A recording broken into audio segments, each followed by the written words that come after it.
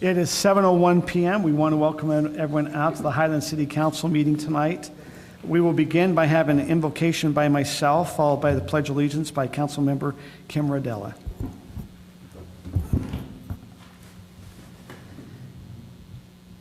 Our Heavenly Father, as we come together as a community tonight, we're thankful for the freedoms which we were able to celebrate yesterday and for the freedoms we have as being residents of this great country.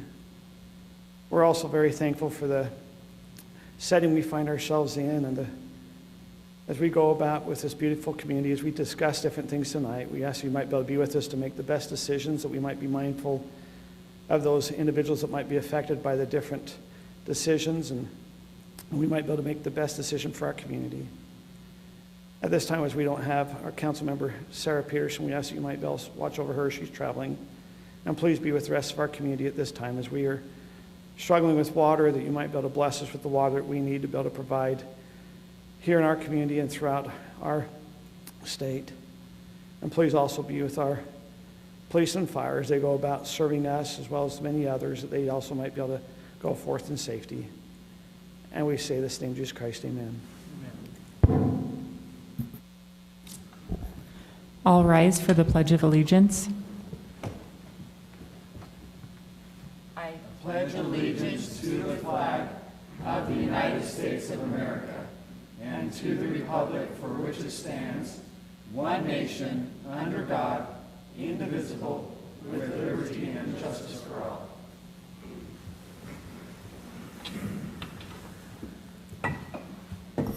Thank you.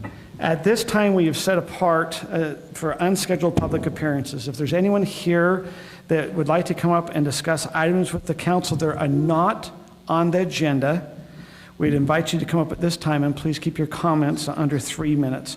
So at this time, we'll open up for unscheduled public appearances. Is there anyone who'd like to come up?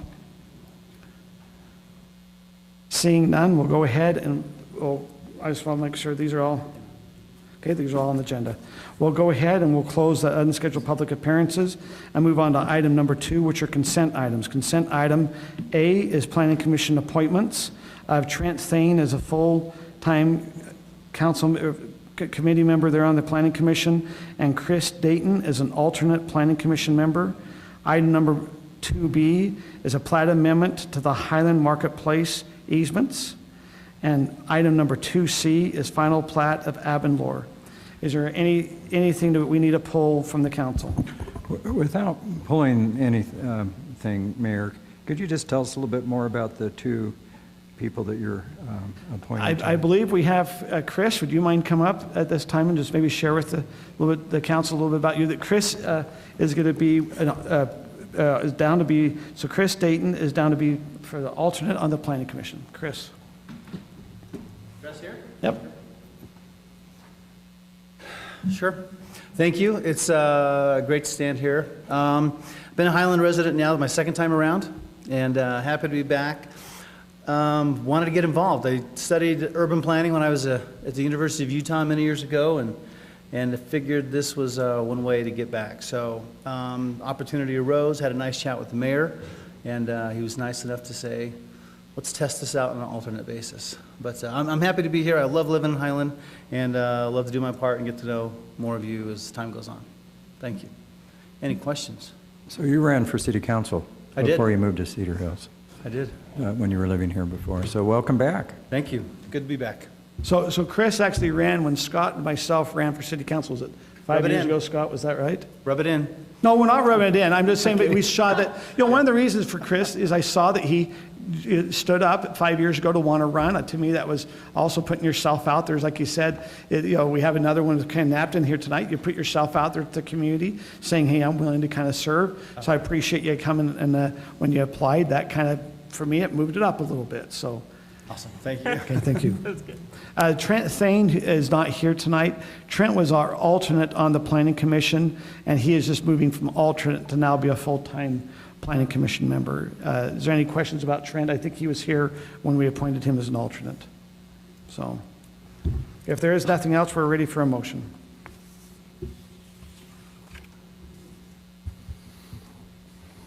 Mayor, I move that we approve consent items 2A, which is the Planning Commission appointments that we've discussed.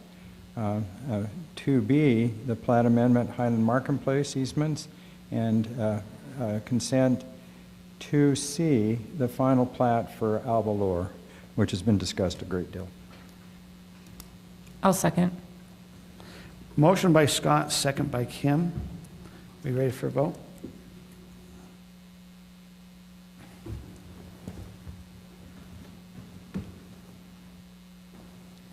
That passes 4-0. I probably failed to mention, I mentioned a little bit, but Council Member Sarah Peterson is not with us tonight. She's traveling, actually, we understand, out of the country, so she's not going to be able to participate with us. We are now going to move on to item number 3, which is a purchase contract for 9768 North Pheasant Drive down in the Pheasant Hollow Subdivision. Nathan, we have you down for that. Sure. Thank you, Mayor and members of the council. This is a follow-up to our discussions on this property. This is the old Jensen lot, if you're familiar with that. The last action the council took was on October 19th, where we adopted a resolution declaring the property surplus. The property was listed. We had a challenge getting offers, and this was the best offer that we had. And last week, you approved amendment to that Pheasant Hollow plat that will facilitate this sale. So a couple of questions. Sure. So I assume this is 31,250 square feet, not 3125 square feet? It's a little typo, I suspect. Yeah, it just, they don't have the zero on the end. Yeah. So I'd just like to declare my conflict of interest. I live in this neighborhood, but I'm still going to participate in the discussion, different things. But I appreciate the work. I think for clarity for the public, the money that is Yes, sir. received goes back to the county. Right. So, yeah. this property was purchased using corridor preservation funds from Mountain Land Association of Governments, and the sale will go back, the proceeds will go back to that fund.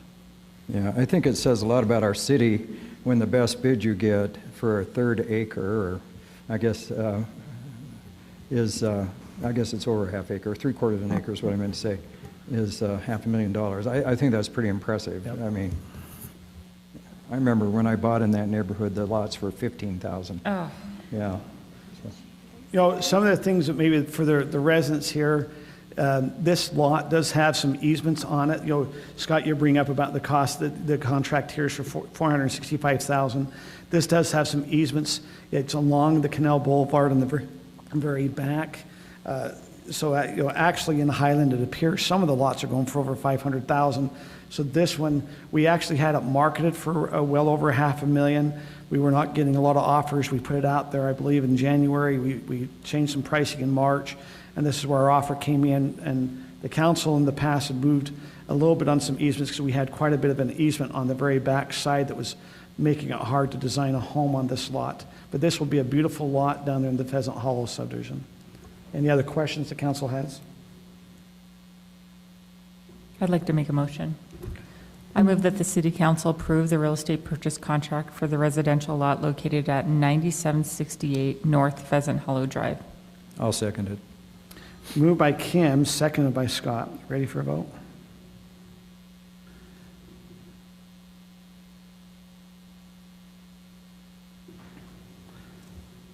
That passes 4-0. We'll now move on to item number 4, which is a public hearing. This is a conditional use permit for Angela Johnson Sculptures. Kelly, I believe you're going to do that presentation. Yes, thank you, Mayor and members of the council. Most of you were here at Planning Commission and have already heard me say everything I'm about to say, so bear with me. So this is an application from Angela Johnson as the applicant, but Brett Folkman is acting as her representative here. The applicant is currently working on a sculpture project for an exhibit that's going to be transferred over to Thanksgiving Point. And basically they've been holding tours over the last year or so to collect donations to move that project forward. Over the last little while, the city has been receiving complaints from residents that live around the property regarding car lights, the frequency of the tours, the number of people attending the tours, and privacy, and just a lot of other complaints. A little more background on the project. I did give a pretty extensive background in the staff report regarding the dates we received complaints, when we sent out notices or letters to either residents or the applicant. And basically the process, how we got to this point, the original application was for a home occupation business license. But unfortunately, with our regulations for home occupations, they have to be conducted entirely within the main dwelling. This is being conducted in a detached garage that's approximately 175 feet away from the main dwelling. And they are also holding tours, and having this amount of people with the frequency is not something that would be approved with a home occupation license. The only other option to allow them to continue holding tours and continue doing work in that detached garage was a conditional use permit. This property is in the R140 zone, and one of the conditional uses is an art gallery, and so that's why we've used that terminology with this application, is because that's a conditional use. This is a vicinity map. You can just see how far north the home is on the property, and then that detached garage is all the way at the back, and so you have kind of that gravel road going to the back. And this is what it looks like from the side. There was a building permit issued to this detached garage back in 2017. It meets, I double checked once we received this application, it meets all of our R140 requirements. There are 2 motion sensitive lights on the structure, and then as you can see, they have those 2 storage pods that are on the sides. And then they have also just recently added a 6-foot privacy fence around the perimeter of the property. That's the other side. Basically, summary of the request, this is how it's presented in the narrative with the application. Like I said, tours have been being held multiple times a week. The applicant in their narrative that was submitted with the application was to hold tours several times a month. Their purpose was specifically for family and friends and potential donors. They're also requesting to have permission to continue to have volunteers come to the property that help Angela with the sculptures. And then the driveway access comes from 10150 North, just obviously that our road that's on the north of the property. Parking, looking at the aerial, it just seemed like there were approximately 6 off-street parking spots. The applicant said that they can fit more cars back there. Citizen participation, we've had quite a bit. We sent out the public hearing notices for both. We sent out letters for both the Planning Commission meeting and this City Council meeting. From those notices, we've received 4 correspondence letters. Those are attached in the staff report. And then when we sent out with the home occupation license, if there's ever going to be people coming to the property at all, we send out radius notices to a 300-foot radius to get resident input, or if they have any concerns, we'll kind of work with them to try to mitigate the impacts. From those notices, whether it was by phone or email, we received 6 correspondences from residents, and it's kind of regarding those same complaints of lack of privacy, parking, frequency of tours, and employees. The Planning Commission did hold a public hearing just last Tuesday on June 28th. There were 9 residents that participated in that public hearing.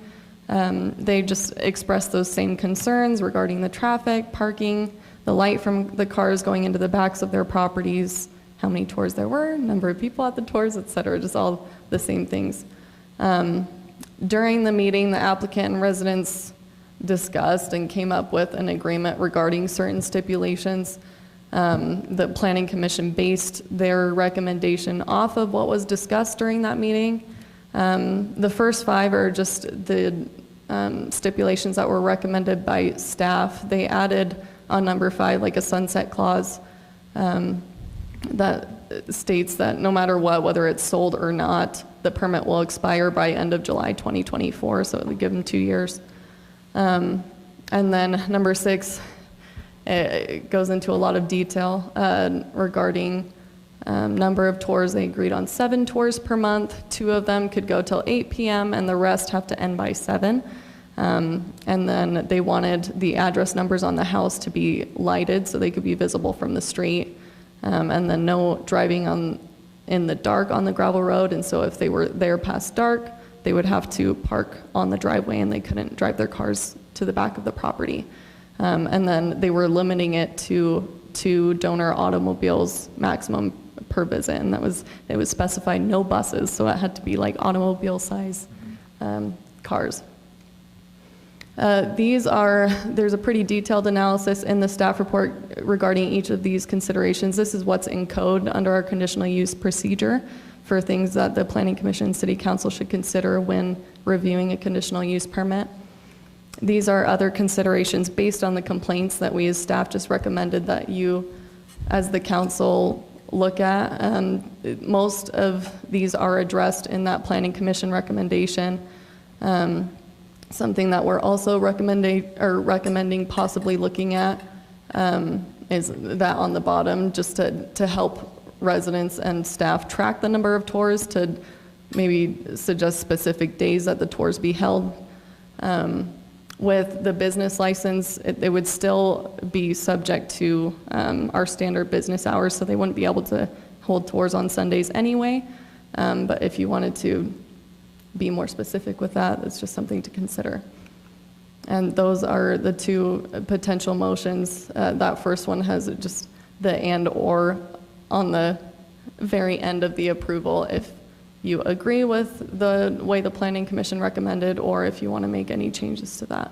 Kelly, can I ask just a little bit clarification on the Planning Commission? Yes. I happen to be here. There were several residents. My understanding is after hearing from residents and also from the applicant, they took a break and that they went out, and it sounds like the applicant and the residents came back with a proposal back to the Planning Commission. Is that what we're seeing? Is that what was agreed upon? What the Planning Commission submitted, is that what was agreed upon by the applicant and the residents? That is what happened during the meeting. I will say it was majority of the residents. This is just me watching. There were a couple residents that did not participate in the discussion, but majority of the residents were involved in that. Okay. Can I ask a couple of questions for you? And then we will be having a public hearing. I want to ask some questions. I want to have the applicant come up, and then we'll do a public hearing. Go ahead. So, Kelly, can you define what we mean by tour? So is a tour when 2 people drive up in a car and they're potential donors and they go back and look? Is that considered to be a tour? Or is a tour, when I hear the word tour, I think of greater numbers of people. What, in the city staff's mind, what is defined as a tour? That's a really good question, and that's something that we've kind of been playing around with, trying to figure out. I mean, they've had groups that have 10 cars, and they have groups that have 2 cars, and I think that's why, rather than putting a max on number of people that attend, the residents were okay just putting a max of cars.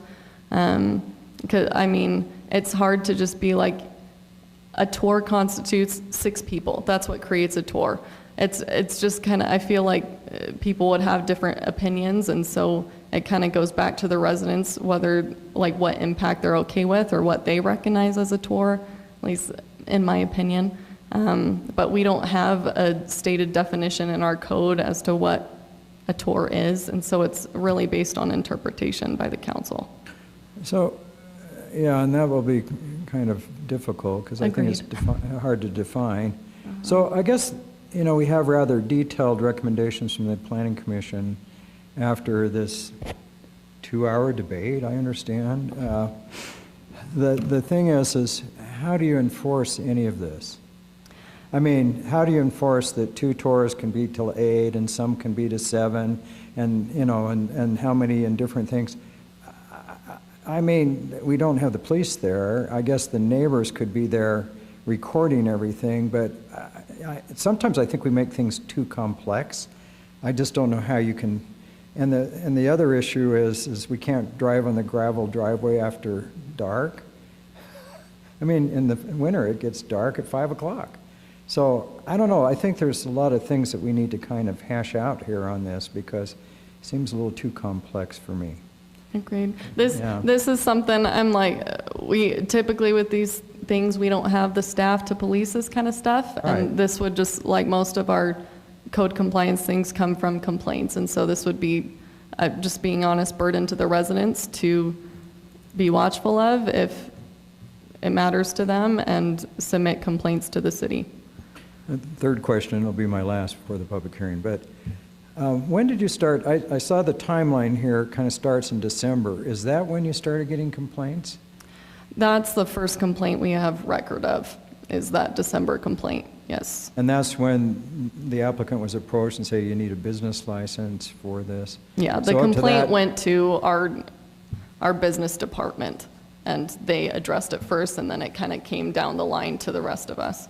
So when the accessory building was permitted in 2017, there was never discussion what that accessory building would be used for?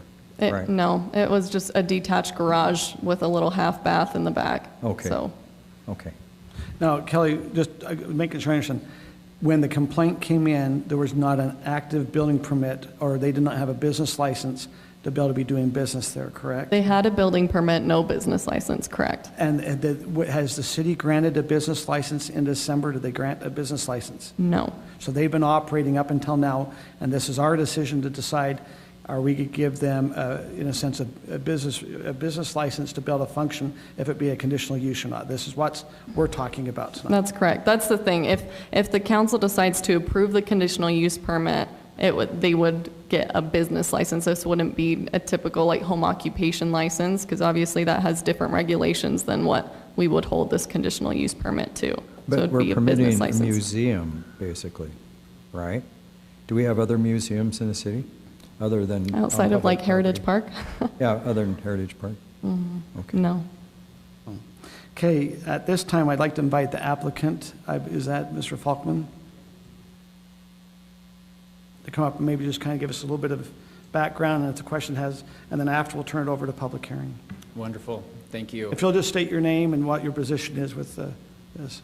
Great, Brett Folkman, and I'm the chairman of the nonprofit that's doing the fundraising. Angela actually isn't doing that. Nothing's being sold from that location, so it's a little different than running a business, because nothing is for sale there. So I completely agree with the residents that when we were doing public tours, we had a lot of young men and young women groups. We had a calendar, we had 7 docents that volunteered time, and if you were a young man or young woman leader within 20 miles, it was like, this is a must-see, because it's changing lives. So we were getting calls and emails, and so we were trying to accommodate and do that. I totally sympathize with the neighbors. It was way too much. Totally agree. So when this started around mid-February, once Angela was contacted and we did this, we removed the tours from the website.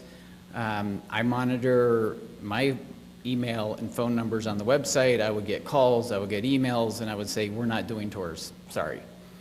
The only thing we would do is donor tours. There's been a lot about this that's historic that, yes, was annoying to the neighbors. That's why the neighbors and I came to an agreement on some pretty tight stipulations to allow 7 tours a month. Does that mean we're going to do 7? Probably not. If I could get 7 high net worth individuals there in a month time, it would be nirvana. So we're not talking a lot of traffic, a lot of cars, big groups. All of that has stopped. The one exception was the Orem mission used to come every 6 weeks as the going away present for the returning missionaries. I've now put a stop to that as well. I told the president no more, can't do it. So that's how the neighbors and I agreed on the stipulations that have been presented. What I'm hoping is we don't rehash the Planning Commission and spend a lot of time going over historic things that are no longer applicable for what is moving forward. I know that's hard to do, but that's what I'm requesting because it's kind of noise. I'm also concerned and aware of how are we going to enforce this. To me, that's saying we are assuming you are going to break the law, and so we're not going to do it because we know you're going to break the law, and we don't have anyone to come and force you breaking the law, which to me is kind of not logical. It's like we all have ordinances we abide by where we live. We know what those are. Some neighborhoods have CCNRs and HOAs that are even more constrictive, and the police aren't going around seeing who's breaking them. If someone's breaking code, a neighbor calls up and complains, and that's how this all started. So I hope that isn't weighed into the decision. It's really, Highland has a code for conditional use permit. The application satisfies all of those things to get approval. So there's not a lot of noise, there's not harmful vapors and smoke. There's, I went through the whole list, and you've probably seen those details. So we comply with everything that's requested for a conditional use. And I'm hoping that the city council will listen to the neighbors of what they've agreed and we've agreed. And, I will be, as chairman, policing that we are compliant. The neighbors can police, they can call me, they can text me. This isn't going to be a burden on the city. It's just going to be impossible to raise the funds to have this exhibit at Thanksgiving Point. If anyone here has seen Light of the World, they'll know that's in Luminaria. They do exit interviews. That's the favorite thing of Luminaria, is that part of the exhibit. This will be about 5 times more statues, and it's going to be an incredible, way to bring faith to Christ. That's what this is all about. Can't do it if I can't bring a donor to show them what it's going to look like, because no one's going to write a big check without seeing that. We're not going to do public tours just for fun. It's going to be very limited, high net worth individuals who want to donate the cause of Christ, and that's about it. So can I just ask, Yeah. so you are, what the planning commission, what was agreed to, and what their stipulations, as a foundation and as Angela Johnson, they are agreeable to abide by those stipulations? 100% agreeable. That's what I agreed and committed to personally. Personally, I retired early from Ernst & Young as a partner to focus my efforts on this. I don't, need to share what type of financial sacrifice that was. I am 100% in to make this successful. I retired early to make this successful after Angela sculpted a daughter we had that passed away, and we caught the spirit of it by being in the studio. I can't have other people catch the spirit of it unless they come. It's like, unless you've been inside the temple, you don't know what it's like. You can look at all the pictures you want and all the videos you want. It's not going to make a difference. I've had a lot of people say, well, just put it online. It doesn't work. I've tried. So I am committed to abide by these stipulations. I'm committed to help police it, and as chairman, I can enforce it. I appreciate, we might invite you up after if there's more Perfect. questions. Thank but you. Thank you. Can I ask a question while he's standing here? Yeah, go ahead. So define tour. A How many tour- people are in this So this is tour? the definition of a tour, Yeah. is we have a couple of people that are willing to reach out to their networks and say, hey, Bob, we have this. We know you love the cause of Christ, the Book of Mormon.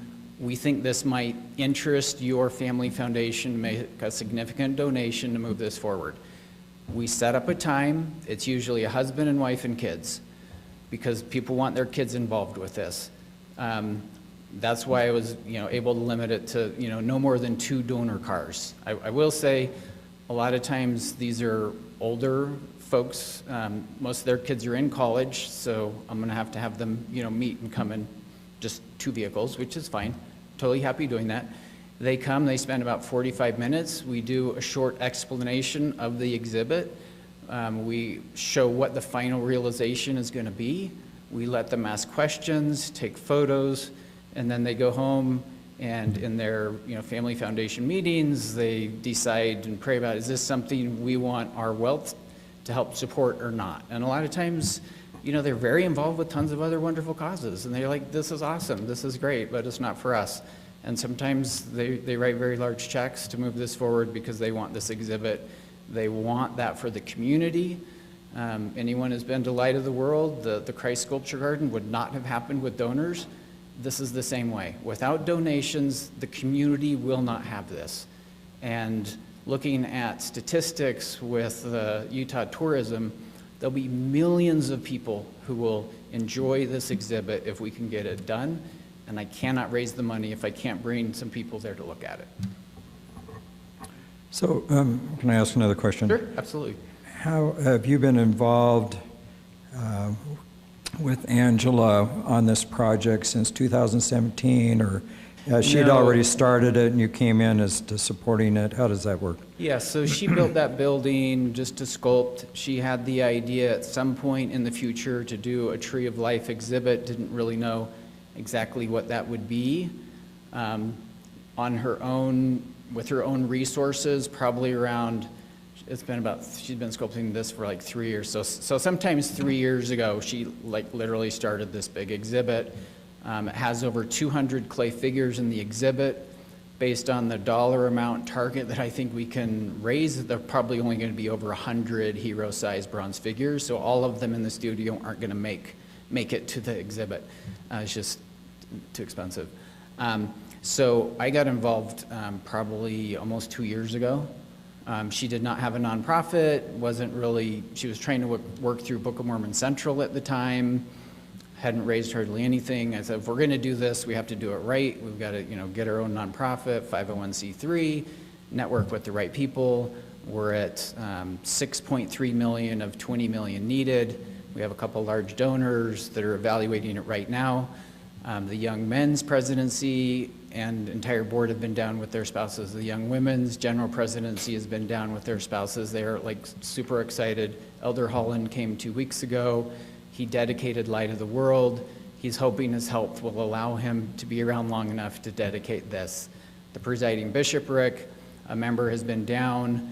We're trying to arrange for the entire presiding bishopric, and the church will participate. Anyone that's worked with the church, they like to wait until the members and the local community get it to a certain point, and then they come at the end. So once I get them closer, the church will participate. Mm-hmm.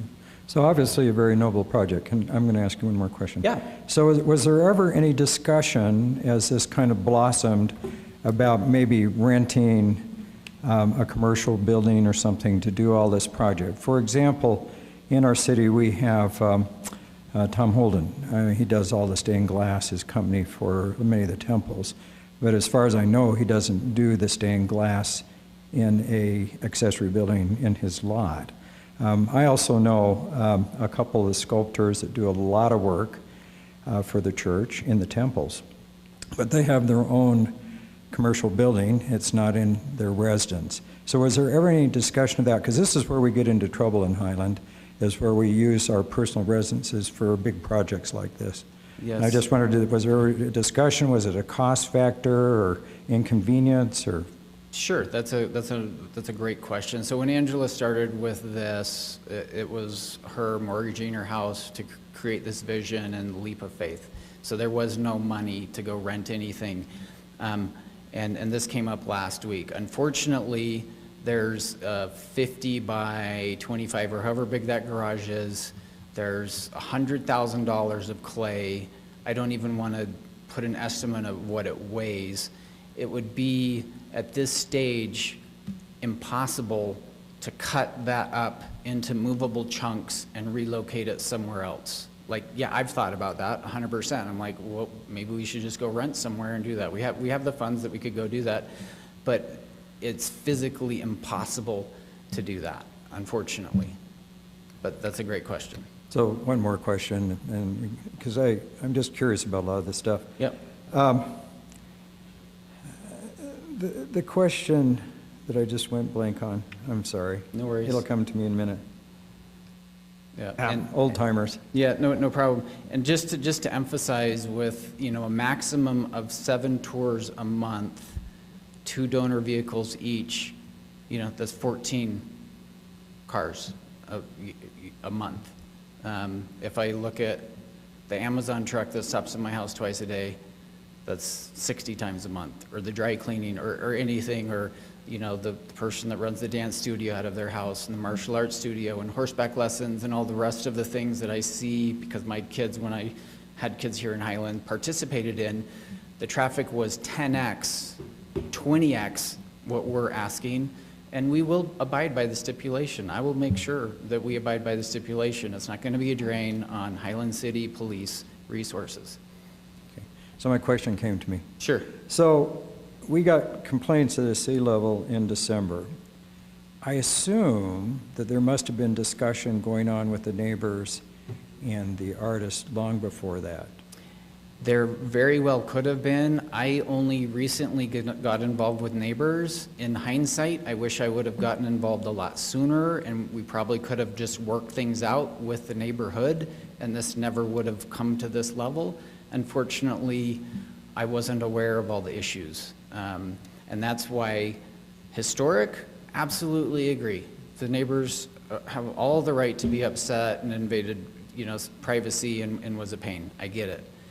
Going forward, we have done everything to minimize it, and people will hardly even know we're there. There's no noise. We're being, all these stipulations will be, it's a complete non-event at this point. Anything else, any other questions to council before Mr. Fluckman's done? Thank you. Thank you. I just want to remind the council, I know that we hear a lot of things about religious nature. I think we've got to be careful on any decisions that we keep it based on code and what we're trying to do versus the religious nature. I think all of us would say, hey, this is probably worthy religious-wise, but we have to enforce city code. At this time, I'd like to open up the public hearing. If you'd like to make any comments, there's cards on each side that if you want to make a comment tonight on any of the public hearing items, to please make sure to fill this out. At this time, I have 4 public comments for item number 4. I'd like to invite Lynn Butler to please come up, if she'd come up. I do not mind Michelle. I know that last time you had some work situations, so I will work that through. So first, we're going to have Michelle Bateman. Thank you. My name is Michelle Bateman, and I reside on the east side of Angela Johnson at 6215 West 10150 North. And we did come to that planning meeting last Tuesday, and it was long, and it took a long time to get to some agreement.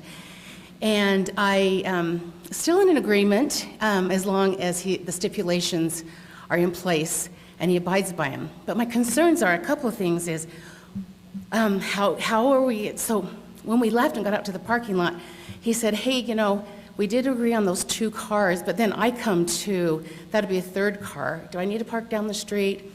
So then it's like, oh, no, that's okay. But then Angela has a renter, and she has friends and family. So then if you see more cars, and then fair to us or fair to even Angela, how does that work, If a tour happens to be on the day that her family stops by. So I'm concerned on that with the number of cars that we're limiting, and then them to say, well, they're so-and-so, and then, the renter has a, family party too, and so you've got 10 cars there. It'd be really hard for us as neighbors and for them too. It would maybe not be fair to them either because they have to live their life. So that's part of it. The other part is I want to separate this religious thing. Brett, I appreciate what you're saying, but sometimes it feels like if we're against this business right next to my property that I've lived in Highland for 26 years, and we moved here because we loved the country feel. That's where it started, when it didn't feel country, when we had no privacy. We had my husband and I installed 3-rail corral fencing, and it was beautiful country. And they were in a hurry to put in the privacy fence, which I appreciate in that sense before we got to the meeting last Tuesday. But it really does make it feel smaller in my backyard. But it is nice not to see all the cars and all that stuff. So I do appreciate that. But I want to not have it be, if we're religious, if we don't agree with Angela's business, then we're from the devil because they're not supporting them. And that has come down with a few neighbors that have said, if you don't support Angela, then you're from the devil. You're supporting the devil. That's not true. Angela's work's beautiful. I love it. And I want her to be successful. And but I still want my privacy. I don't want things to change. That in the future, we're going to have to make adaptions because there's going to be other twerks. I don't want a parking lot in my backyard, even though there's a privacy fence. I don't want a parking lot there. You wouldn't want a parking lot next to your privacy in your backyard. That's what I'm concerned about. But if the stipulations can be moved forward and we can agree upon them and figure out how to make it fair for them and for us, then I agree. I hope that's everything. Thank you. Thank you. As others come up and comment, if it's something Michelle's already said or someone else, if you'll just say, hey, I support what Michelle said. If we could also make sure we limit our comments to 3 minutes.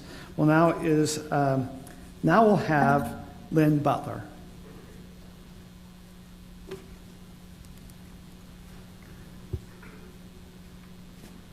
Do you need my address again?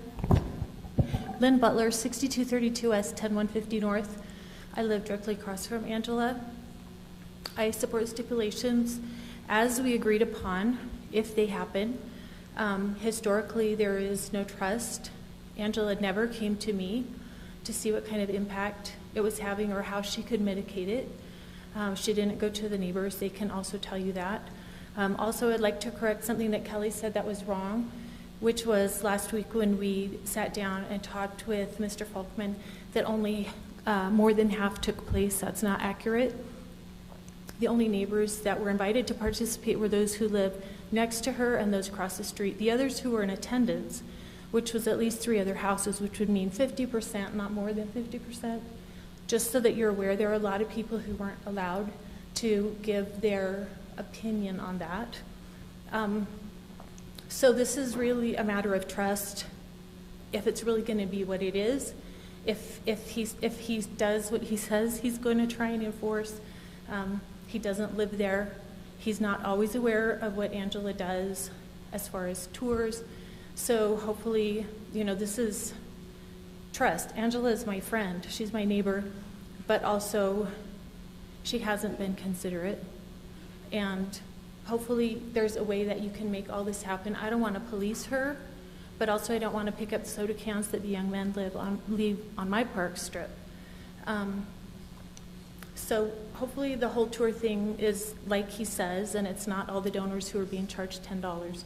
I'm willing to give him and Angela a chance as long as it stays as it is stipulated with what we did last week. Thank you. Thank you. We'll now hear from Ken Napton.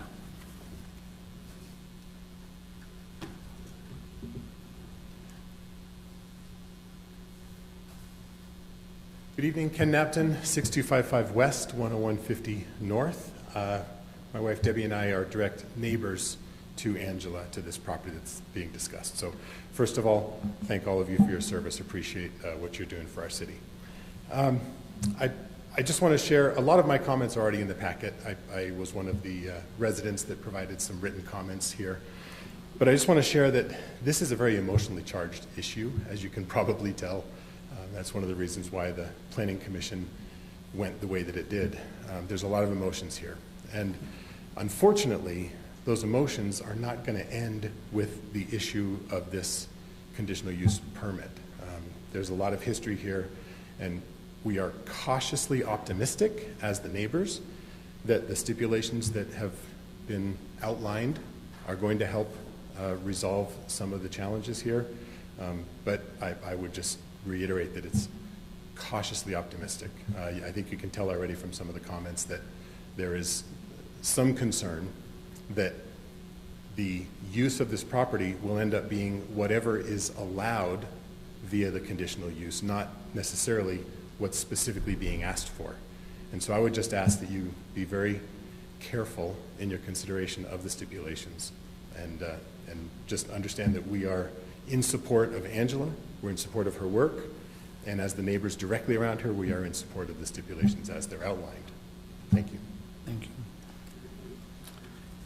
And then I have another public comment from Thomas Butler.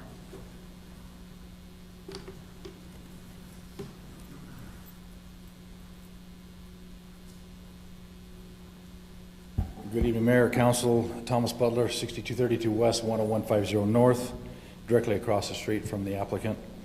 Thank you for your service. It can be thankless and challenging at times. I served on the council here from 2009 to 2013, and I know it's not fun sometimes.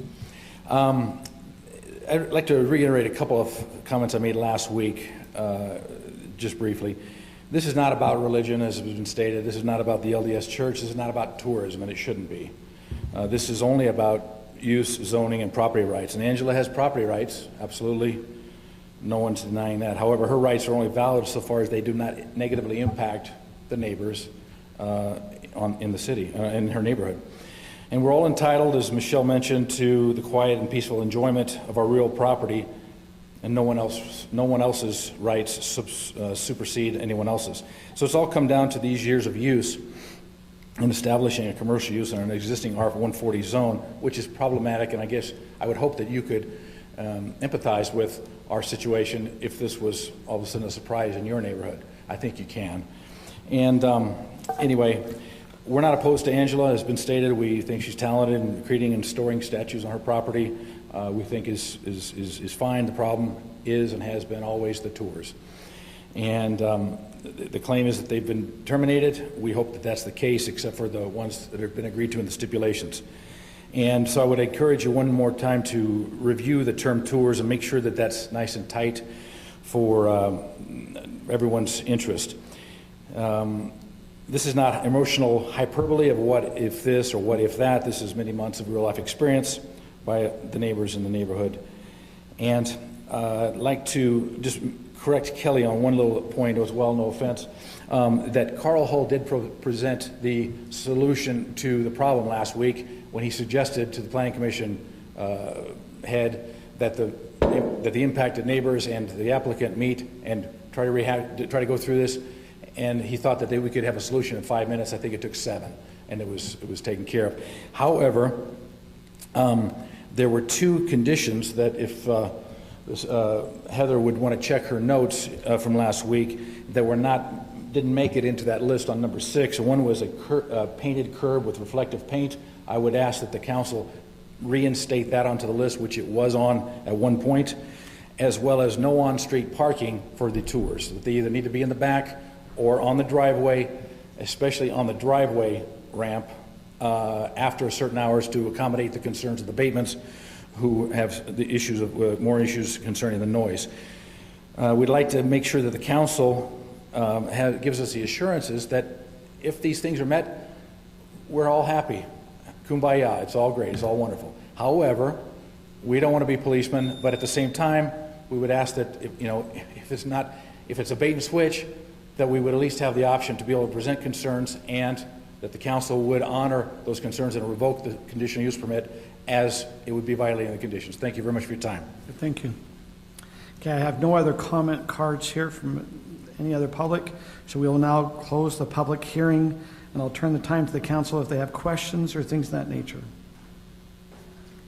I just want to comment here a little bit. I think one of the things that has been most difficult for me being on city council is when residents do have a problem, an issue, and then us as city council members are asked to solve it when we don't have the experience, we're not in the thick of it, we don't have the knowledge that residents do. And I really like what these residents have done, that they have come up with a solution, they have talked with their neighbor, they have come to a compromise, and they're the ones that have solved the problem and come up with these stipulations. And that's something I really appreciate. I know that being on city council, I couldn't come up with these. I couldn't come up with the best case scenario. You guys are the ones that do that. And so I really just want to recognize that that's something that I really appreciate and that I want to honor what you guys have discussed and committed to. Anyone else? I guess one other question is just for Rob, just to make sure if there are any areas in which the stipulations are not met, what is then happening to that conditional use permit? Just because there are some trust issues here. So the permit can be revoked. There's a hearing and revocation process that we would go through for that. Okay. Scott? Okay. So I appreciate the comments. I'm kind of hung up over the definition of tour. In my mind, when I think of tour, I think of a group of people. And yet, when I've talked to Mr. Fetterman, he says it could be 2 donors. I'm wondering if we shouldn't kind of maybe change the nomenclature or something here and say not tour, but you can have a couple donors come with some stipulations and different things so you can look at things. But I get nervous when we have tours because the connotation of tour is a group of people. And my whole life, that's why it's been defined. So I think we have to be careful with that. One of the problems we run into in Highland, and I've been on the council quite a bit and stuff, and we hear issues like this all the time, and it's unfortunate. That's why I asked the question about when did the neighbors really start communicating with Angela about, can we work this out as neighbors? Because this is kind of snowballed. It's gone to the Planning Commission. I guess they talked about it for a couple hours. Now it's in front of the City Council. It seems like some of this stuff should have been resolved a long time ago between neighbors. That's always the hope, but it's kind of human nature a lot of times. I think sometimes we push things to the limit. We have this great noble project that we're involved with, and sometimes we don't give as much consideration as we need to the people that live around us. And I can give you some examples. In my neighborhood, we have a gentleman who does a great job repairing cars. Everybody loves him and different things, but we actually have a car lot in our HOA, and nobody dares say anything about it because they don't want to offend him, but it really makes our neighborhood look less than a desirable place to live in. So I see that quite a bit. And we've also had the issues with the fun run. Wonderful thing. We all support that idea of that, but it's really an imposition on all the neighbors who live there. So, I just think it's unfortunate that we can't kind of resolve some of these things ahead of time. I think the resolution here is reasonable, but I think it's a little complex. When you start saying you can only drive on the gravel before it gets dark, and you can have, but I really would like a definition of tours. I'd rather say if you've got to have donors come there, that you limit a number of donors that can come, that there's not going to be a bunch of public people come there, because when this project's finished, it's going to be open to the public. And I assume that she did the sculptures that are already there. Am I mistaken? Or in the Light of the World over there, did she do those? Yes. Okay. So I'm going to tell you, and I get concerned about, and we kind of with the religion thing, because I consider myself to be an active member of the church. And I'll tell you the experience I had in the Luminaria, just kind of my experience there. We went to that statue garden. It was spectacular. But one of the most touching things I saw is they brought a School of the Blind down there, and they couldn't see the Luminaria and all the lights, but they could feel the sculptures. And it was touching to me to see blind kids touching the hands of the Savior in that. So I'm all in favor of the project. I just think there should have been perhaps more foresight, more communication with the neighbors in that, because I think the neighbors have very valid concerns. And I wish there was a way that we could avoid this stuff in Highland, because it happens repeatedly. We have home businesses, which I'm not against, but a lot of times they're very successful and they expand, and then they cause all kinds of problems. And then it comes to the Planning Commission and the Council, and we spend a long time. So I'm not sure what the answer is. I just think that we should say, I don't like the word tours. I would say you can have a limited amount of donors come to the house until the project's completed, because everybody's going to be able to see this. You don't need a bunch of people coming in all the time just to see it. And that's my opinion. Scott, would you just call it like a presentation? Yeah, a presentation to donors. I mean, if he has 2 to 5 donors or something. Do you want to be that? Yeah. You want to be that specific? Because what if it, like he mentioned, that Elder Holland was there? So do we preclude him because he's not a high value donor? Or just say presentation then. Yeah, just say presentation. Right, presentation to relevant individuals. I mean, we can get really caught up in the definition. Eventually, but when it's in the stipulations that it can be a tour, if we don't define what a tour is, I think it opens up the door to a lot of concerns that the neighbors are saying. So that's my only concern. I'm not trying to keep Elder Holland from being there. I don't know why you don't like Elder Holland, but that's fine. I do have a question for it's Butler, correct? So you would be good with the stipulations that are here. You would want the curb painting to be added to those 6, making it 7 stipulations, correct? Curb painting and then no on-street parking. No off-street parking. So I really do empathize with what you're saying. I think there really are valid concerns, I agree. But when you get into property rights and you say that there are certain expectations, and as long as you can do what you want as long as you don't infringe on the rights of your neighbors, I completely agree with that. But that is rather subjective. I mean, it's not codified what is impinging or infringing on the rights of your neighbors. So I completely understand, because I have a neighbor who they play loud music, and I'm just saying, I think they have a right to do that within reason. And I think I have a right to sleep too. But, so I understand what you're saying completely. Yes. If you'll make sure that any comments. You don't have a loud voice like I do, so we're recording this, and we just, if you'd like to make a comment. But I do have a question for you when you're done too. I'm glad you stepped up. One of the reasons that we want these things in the stipulation, especially you're asking about the address, is because there's been lots of issues with the tour people, which were many cars driving into the neighbor property to the west because Angela's property was not well marked. No one could see her address. She didn't have her front porch light on. She didn't have her garage doors lights on. The only light is a small bulb back at the back where the neighbor next door was well illuminated. This was brought to her attention. She didn't fix it. So for part of the problem is that the people coming to the house can't figure out which house it is because the addresses are the engraved kind in the mailbox and some numbers by the front door. So that's why we suggested, and it was agreed to by Mr. Folkman, that the house be easily identified by the people coming. And that's one of the 6 stipulations. According to our recollection, the curb painting and the off-street parking were part of number 6, which didn't show up on the typed up thing today. That's why my husband brought it up. So you're saying the curb painting did not show up? Right. It is not part of the plan. But the illuminated address did show up. So but that was what we agreed with, right, about it? Yeah, and I've already installed illuminated numbers that's got solar power, so whenever it's already there. At the curb, it's this high, the letters are like 3 by 4. We'll get the curb painted, the numbers of the mailbox are in, so it's already seen. That's what we turn the illuminated ones this way. So I will do anything the neighbors want. So you're good with these stipulations as long as the curb painting and the illuminated. I just wanted to help you understand why those specific ones were in there because it was brought to Angela's attention. She didn't deal with it, and that's why we talked to Mr. Folkman about our concern that the house wasn't identifiable to the people who were coming.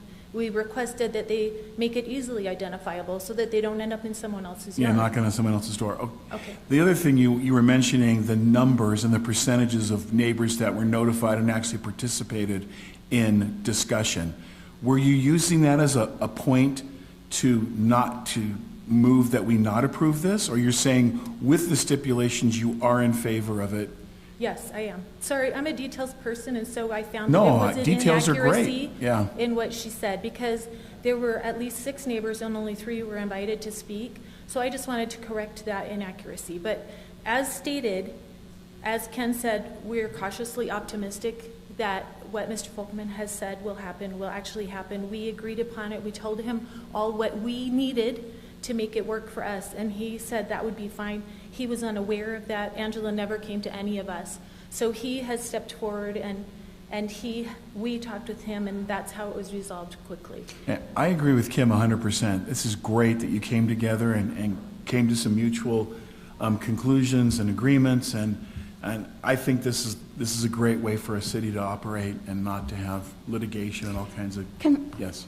Can I make a suggestion? Just a second. You have a question of Mrs. Butler, or is it something different?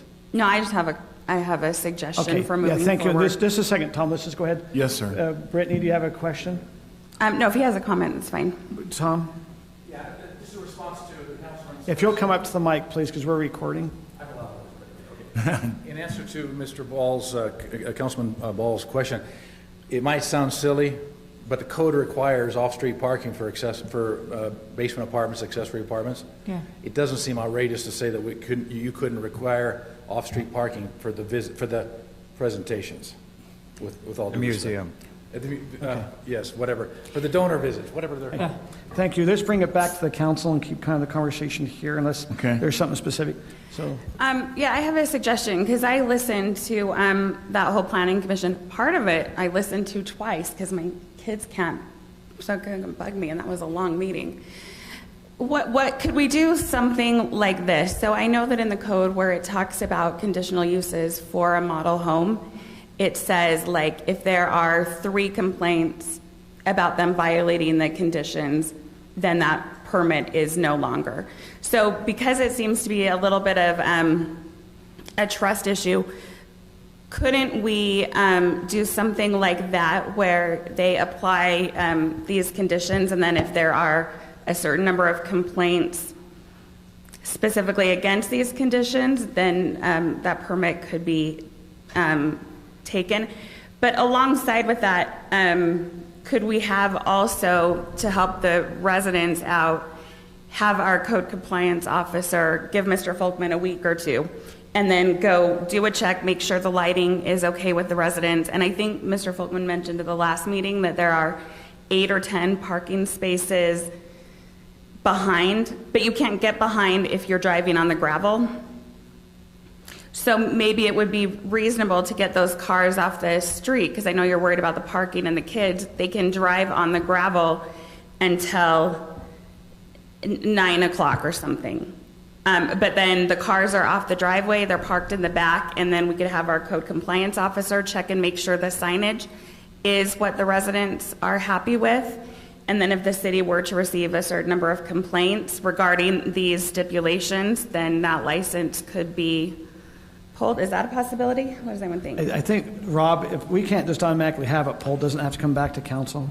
Correct. We'd have to go through the revocation process. So perhaps a happy medium would be, upon receiving a certain number of complaints, it triggers that process. Because you don't want it, because a conditional use permit is a right. So once it's granted to them, it can't just be taken because 3 complaints of whatever kind were heard. So, but I could see if we receive X number of complaints, we will pull you back in for our full inspection and potential revocation of the permit. Because I think the residents deserve to know that it will not be like an unending process of postponement. As I look at this, one of my concerns is measurability. We look at these 7 days, and how do you really measure if, what days? Do you have a calendar? Are we making the residents put a calendar? I don't know if it's, I guess to me, I'm going, okay, so we want to say Tuesdays and Saturdays is where it is. So the residents know these are the specific days, and if they come on other days, it's not falling within in that permitted use. I'm going, I think it's great the residents have come to it. I'm just worried about failure.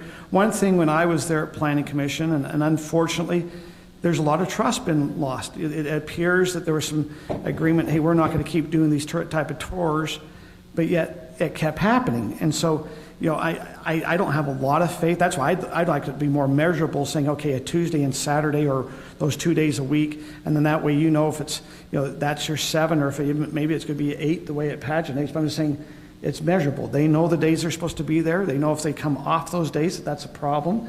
It's measurable, but I also, that this is what the residents came up with. If the council wants to support that, I'm just trying to see how do we measure it. I'm just worried even about a code enforcer going out. The code enforcer won't know if it's been 7 times. We'll know if it's 2 cars. And Scott, with your comment, we could always put a number. It can't be more than 10 people, or the 2 cars, or up to 10 or something like that to try to limit. I don't know. I would probably have it less. The only problem I see with stipulating certain days, which is a good idea, but what if your donor can't come those 2 days of the week? I mean, what do you do? I guess for me, I would like to just honor what they've come up with. That's fine. That's what I said. This is what's agreed upon, and the residents were okay with the agreement, then I'm okay. Can we honor it with the additional stipulation? That weren't included in there, because that was part of the honored agreement that they had. All we're missing is the painted curb, right? And the no on-street parking. Yeah, no on-street parking. Yeah. And no on-street parking. Okay. I can't vote for this if we don't define better what a tour is. And can we say presentation instead of tour? Well, presentation instead of tour, but I think we have to have a limit on the number? On the number that's there. I mean, you can't have 2 well, we don't have station wagons, but 2 vans come in with 20 people come in. Yeah, about 10 or fewer total individuals between 2 cars. Is that? I mean, somebody could have a lot of kids, but would that be acceptable, or? Mr. Falkman, if you'll please come up, and just address, and then just to kind of give feedback on why, if we're talking 10, why would be the concern of 10? There's a lot of couples that have 8 and 9 kids in Utah, and I've hosted a couple that had 9 kids. So do I say, sorry, Johnny can't come because it's 10? That was the whole idea of like 2 automobiles. The issue with the neighbors is the noise of the cars and the lights. It's not, there's zero noise. I could have 100 people in that studio and the neighbors wouldn't hear a noise, not a pin drop. So why we're caught up on the number of people is kind of, it doesn't make any sense in this circumstance. It's 2 automobiles for donors to come. They walk inside, it's completely quiet, they walk out, they get in their car and they leave. I'm sitting here and I have 2 neighbors that built swimming pools, and one has a tennis court that flips into pickleball and the other one built pickleball. I feel like half of Lone Peak is in my neighborhood every night with teenagers, and if you played pickleball, you know what it sounds like, and of course they have a stereo on, and they're jumping in the pool, and they're making so much ruckus that I can't sit out in my backyard anymore, and the type of quiet I'm giving to these neighbors is nirvana to me. There's no ordinance that I can't have a pickleball court and invite free, anyone come, 6 cars all day long. But if you start charging for the pickleball, then we could say it's a conditional use. They're not asking. We're not charging for anyone that comes to the studio doesn't pay a nickel. That's the thing. Angela's not charging anyone to come there. I'm asking some people to go and see, do you want to donate to a nonprofit that's going to put this at Thanksgiving Point? Angela has nothing to do with that. She's not inviting people to come donate. So I want to put it in context. Thank you. It seems like we're kind of overcomplicating it. I see shaking heads in the back. Would you care to express the... Okay, Tim, just make sure that we invite them up. It's not just come up. So okay. If you please state your name. I'm Debbie Napton. I live immediately west, 60. State your name again. Debbie Napton. Okay. So actually, there is noise because after the people do the tours, the groups of them stand outside for 45 minutes and chat and throw things over the fence, the horses, and so there is stuff that goes on. He's not here, so he doesn't know what actually happens. But as far as noise, there actually is noise. But are you okay with the 7 stipulations? I'm okay with this if he can comply. There's a lot of distrust because of the years. Now, mistrust be toward the lady in question or toward this gentleman? Towards the tours that have been happening. Yes, tours in general, because he seems very sincere. Yes, and I know. I believe him. I know. But let me tell you, last week after we had this discussion, this meeting, we came to the agreement that there was to be no more tours. The very next day, there was a tour, 6 cars. It would be difficult to cancel things. Just 1 second. But it would be already difficult to cancel things that are already scheduled for the next day. I just think we need to Tim, say... let me ask you, is the discussion, if you're going to just go with these, do we really need to, is this discussion going to help you keep going on if you're okay with the stipulations plus the 2 extra? I'm just saying, if we're trying to get the motion, is there other information you're needing? There is not any other information I need, and I'm ready to make a motion. Okay, so thank you. Thank you. Okay. Perfect. May I do that? Yes. Would you put the motion back up, please? I move that the City Council approve the conditional use permit for Angela Johnson sculpture subject to the 6 plus the additional stipulation discussed tonight as recommended by the Planning Commission and or revised by the City Council. Will you please put those 2 stipulations you want to add? I believe they were that you wanted to have the curbs paint, was it the curbs painted? No on-street parking. And no on-street parking. And no on-street, so make that... Oh, those were the 2 stipulations. 6 stipulations plus the additional 2 discussed this evening, which have been agreed upon by the citizens. I'll second it. Okay, motion by Tim, second by Kim. Heather, do you understand the motion? It's Brittany. Okay. Oh. Any other comments from council? I'd like to make an amendment to the motion. Okay. The amendment, I agree 100% with the amendment, but I want the term tour struck and say presentations. I agree. That would be great. Okay, just said, so we have amendment to it. Scott made a proposed amendment. Tim, are you seconding that? I will second it. Okay, so when we vote, we're voting on the motion with the amendment on it. Is there any other discussion before we go to vote? Nope. Okay, let's go ahead and move to vote.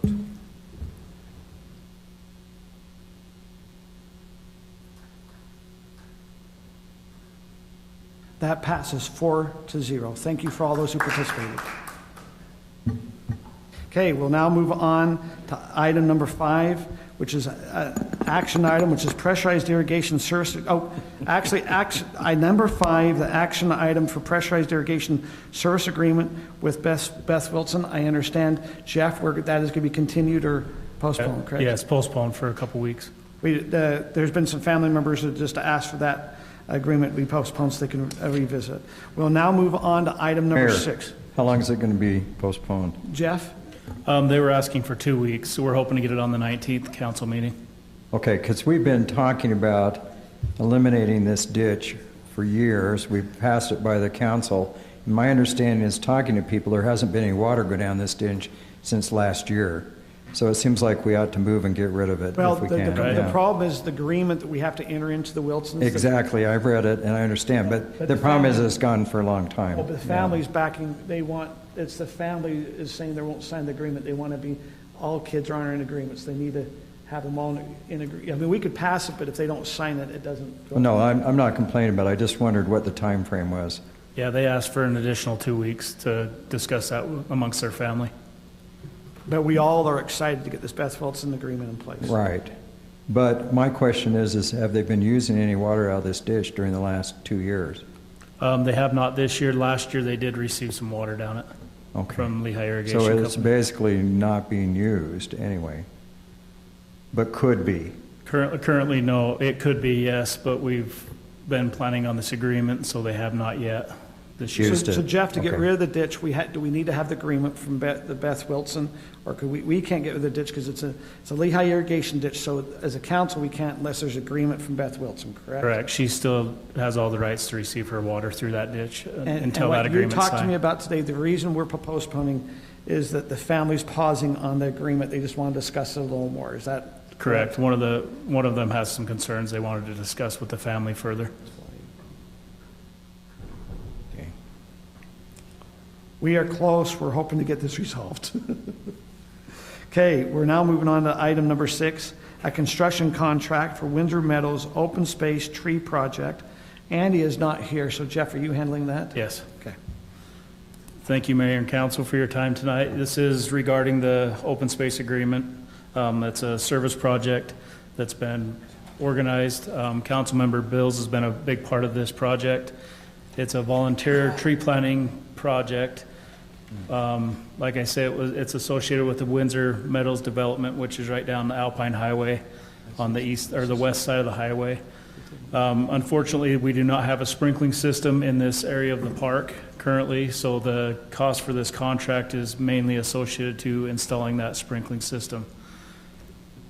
This is a map of the area. The red line indicates the area that, or the conduit that needs to be installed in order to water these trees that will be planted by the volunteer group. And the blue area is the proposed planting area where those trees will be planted.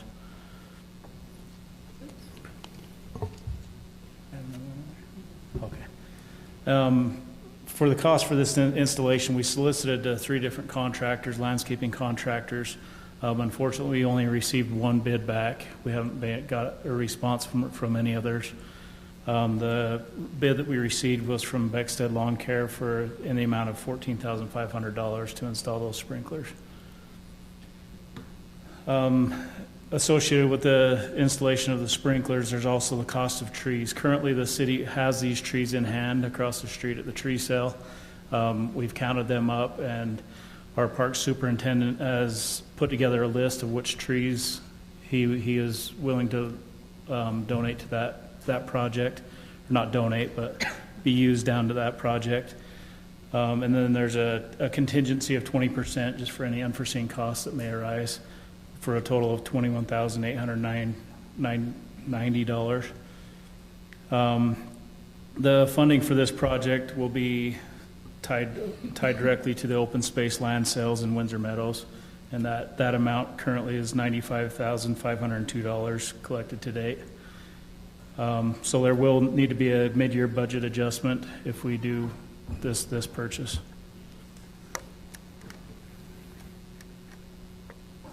Any questions on this project? I have a number. Okay. So how many trees? 25 is what we have planned. So we get 25 trees for $4,500, but last time we talked about trees that were $1,000 a piece. So this is a deal. Well, these are the trees. I know what they are. I'm just being funny. It is a deal, so that's good. So on the sprinkler system, are you doing spray sprinklers, or why wouldn't you do a drip system? What is it? Describe what you're doing. It seems like we just have trees along there. You'd have drips watering the trees. Yeah, it'll just be a drip system. That's what they have planned. So it's water efficient, basically. Yeah, it's just Okay. going to be 25 drippers to these 25 trees in particular. And how often would those drippers be working a week's time? 3 times a week, maybe, or twice a week? Well, primarily getting the trees established, it may be a little more than that, but then once they're established, their root system, they'll cut it back up accordingly. And so we have volunteers. I think, Brittany, you've been involved with this, going to plant these trees, and it's along the fence. Okay. Yep. Yeah, we will provide the trees, the stakes, the mulch, but the volunteer project will dig the holes, plant the trees, and do all of the work. I have to say that Public Works did such a great job with this in my neighborhood, where we also did kind of a volunteer thing. We just sent around a sign-up sheet, let people sign up to plant a tree somewhere during that week, and we had the trees delivered sitting in a circle that told them all the instructions, and it was done. Families just signed up individually, so I appreciate the effort. I know stuff like that is more work for you guys, so thank you. I was super happy with the trees. I have to say something here. This has kind of been a little bit of an eyesore as you drive into Highland, and Brittany and I have talked about this for like a couple years since we've been on council. But I have to give a shout out to you. You actually did something about it, and did it at a very low cost, and got volunteers and followed through and pushed hard for this. And I'm really excited to see this project, and I support it. I did have one question. In that corner, I remember hearing there's already water there, so we could do something, xeriscaping or something, or bushes in this one little corner on the south. We will have to run water down there. Currently, there's not water. That vault that's right there is actually a vault for Central Utah Water, so it's not a Highland City part of our infrastructure. So part of that project, we will run that conduit and water and control wires and everything down and cross the trail in order to have accessible water for that piece in the future. Thank you. So Jeff, I have a question. It's more cost, just to help me understand. We're doing a drip system, and I always have a hard time, because I always go, okay, in my house, I'm going to go add one zone. Are we putting a plastic, we could be putting a whole new sprinkler line all the way down, or are they putting one zone at the top, and is the plan then to bring, I call it funny pipe, or the little black thing down that has the drip system at each of the trees? How are they planned to, what's The bid we received is to run 1.5 inch conduit the entire length down for future growth and different things that may happen in that area. So it will be 1.5 inch conduit, 620 feet, I believe, 660 feet of 1.5 inch conduit. There will be 1.5 inch valve associated with it, and then the drippers and the wiring, the control wires in order to run those sprinklers and clocks. Okay, we have just looking at cost. A lot of times you look, okay, you're adding one zone, so you got to add on to the sprinkler box. You're going to add into your wiring, so you can add a zone onto it. And I assume that's going to go to one of the clocks that's already running there. Then we're going to put an 1.5 inch line, which maybe is going to be 18 inches deep, all the way down. A lot of people go trench that, then they put it down, then they're going to put a drip system. But this bid's coming in at $15,000. Does this seem to be customary to what the work's being done? To me, I guess I always go, I think that's a $1,500 project, but that's just, I understand that's me going, maybe renting the equipment to trench it and to put the line down and doing my own stuff, but is this customary, and why is that cost where you think it's at? In the council packet here, we did have the cost breakdown somewhat from Beckstead Lawn Care, which kind of itemizes what things are. But yeah, with the inflated prices right now, we've looked at the previous item, number 5, we received parts bids for that one, and it's pretty comparable with parts and labor. So I'd like to make a comment. I actually kind of live down not too far from this area, but you know, with the construction of the east-west corridor, the Canal Boulevard over there, we were required basically to take out 2 large median strips that were planted. And so the south entrance of the city over there hasn't been as attractive, I don't think, as it was. And then, of course, we've had the issue with the one structure that has bugged a lot of people. And things. So I support this because it beautifies our entrance to the city. And I personally like it when I come into Highland, and there's a lot of beautiful trees, and it's kind of a quiet residential feel, even though it's a busy road. So I just want to say thanks to Brittany for all the work you've done on this, and thanks to the city staff. I think it's pretty reasonable, and it's going to be paid for from money that has been generated from sales in Windsor Meadows of some property that wasn't of any value really to the city, and we're still keeping the trail. So it's kind of a win-win, I think, because it's beautifying that area as well. So I appreciate all the work that's gone on this. Okay. If there's no other discussion, we ready for a motion? I think Brittany should do it. Brittany? Yes. Mayor? It's your big chance. Just one clarification, where that vault is, there's actually an easement. So to put any plants or anything down there, we'll have to look and see if that easement allows it. But this proposal has nothing to do with this area? In the future, so. Yes. Okay. So Brittany, would you like to make the motion? Yes, I would be happy to make the motion. I think it is an motion. honor because this is really kind of you've spearheaded this. I had a thing with wanting the trees, it's true. But it's really Public Works who figured out a way to make it happen, so thank you. Sorry, I don't have it. That's okay. I would like a motion to fund the... Oh, dude, I can't read that. Can you see Scott, that? you can make the motion. I can't read that. No. Oh, no. I move the City Council approve the bid from Beckstead Lawn Care. Dude, I can't read that either. In the amount of $14,500 and a 20% contingency, and $4,490 for the cost of the trees, for a total project cost of $21,890, and use of proceeds from the sale of property within the Windsor Meadows subdivision to fund the property. I will second that epistle. Okay. The motion by Kim. No, Brittany. By Brittany, second by Scott. We ready for a vote?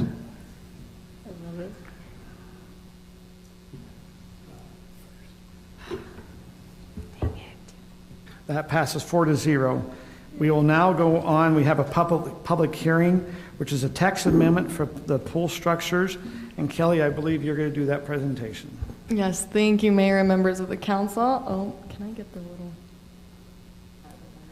Oh, where'd it go? Oh my gosh, I have it. So sorry. The applicant, Robert Ghent, is present. The applicant did submit a building permit a few months ago, submit a building permit application for an accessory structure that would cover his pool. It was kind of a retractable cover that in the summertime he could retract, and then in the wintertime use it as a cover for his pool so he could swim in it throughout the year. It was glass and see-through. Unfortunately, it was too large. It exceeded that 5% square footage requirement that's in the R140 zone for accessory structures, and therefore it was denied by our building official. And as a result, it's a little difficult to see the red. Robert Ghent submitted a text amendment application to amend the code. You can see we have like the residents' request, and then we have our staff recommendation. It's really hard to see on this. I apologize. I hope it's easier on the TV. But on the bottom, that's the only thing that we really change. It's just rather than referencing to a different section of code, it's clarifying what the exception actually is, which the applicant's looking for an exception to that accessory structure percentage specifically for structures over pools that are built from non-combustible materials. The applicant went through, you can see in the staff report the attached project narrative that the applicant provided. He provided a pretty extensive analysis and history of the International Building Code and International Residential Code and kind of the history behind why there are or ever were square footage maximums on residential lots, and it ended up being because of fire load. So they put a max that later ended up being removed from the International Residential Code and was kind of put in the laps of municipalities to regulate. But so that's why the exception is proposed, is specifically for non-combustible materials, because that initially was the purpose in IRC as to why there was that square footage max. Citizen participation, we sent out the appropriate public hearing notices for the public hearing to be held today.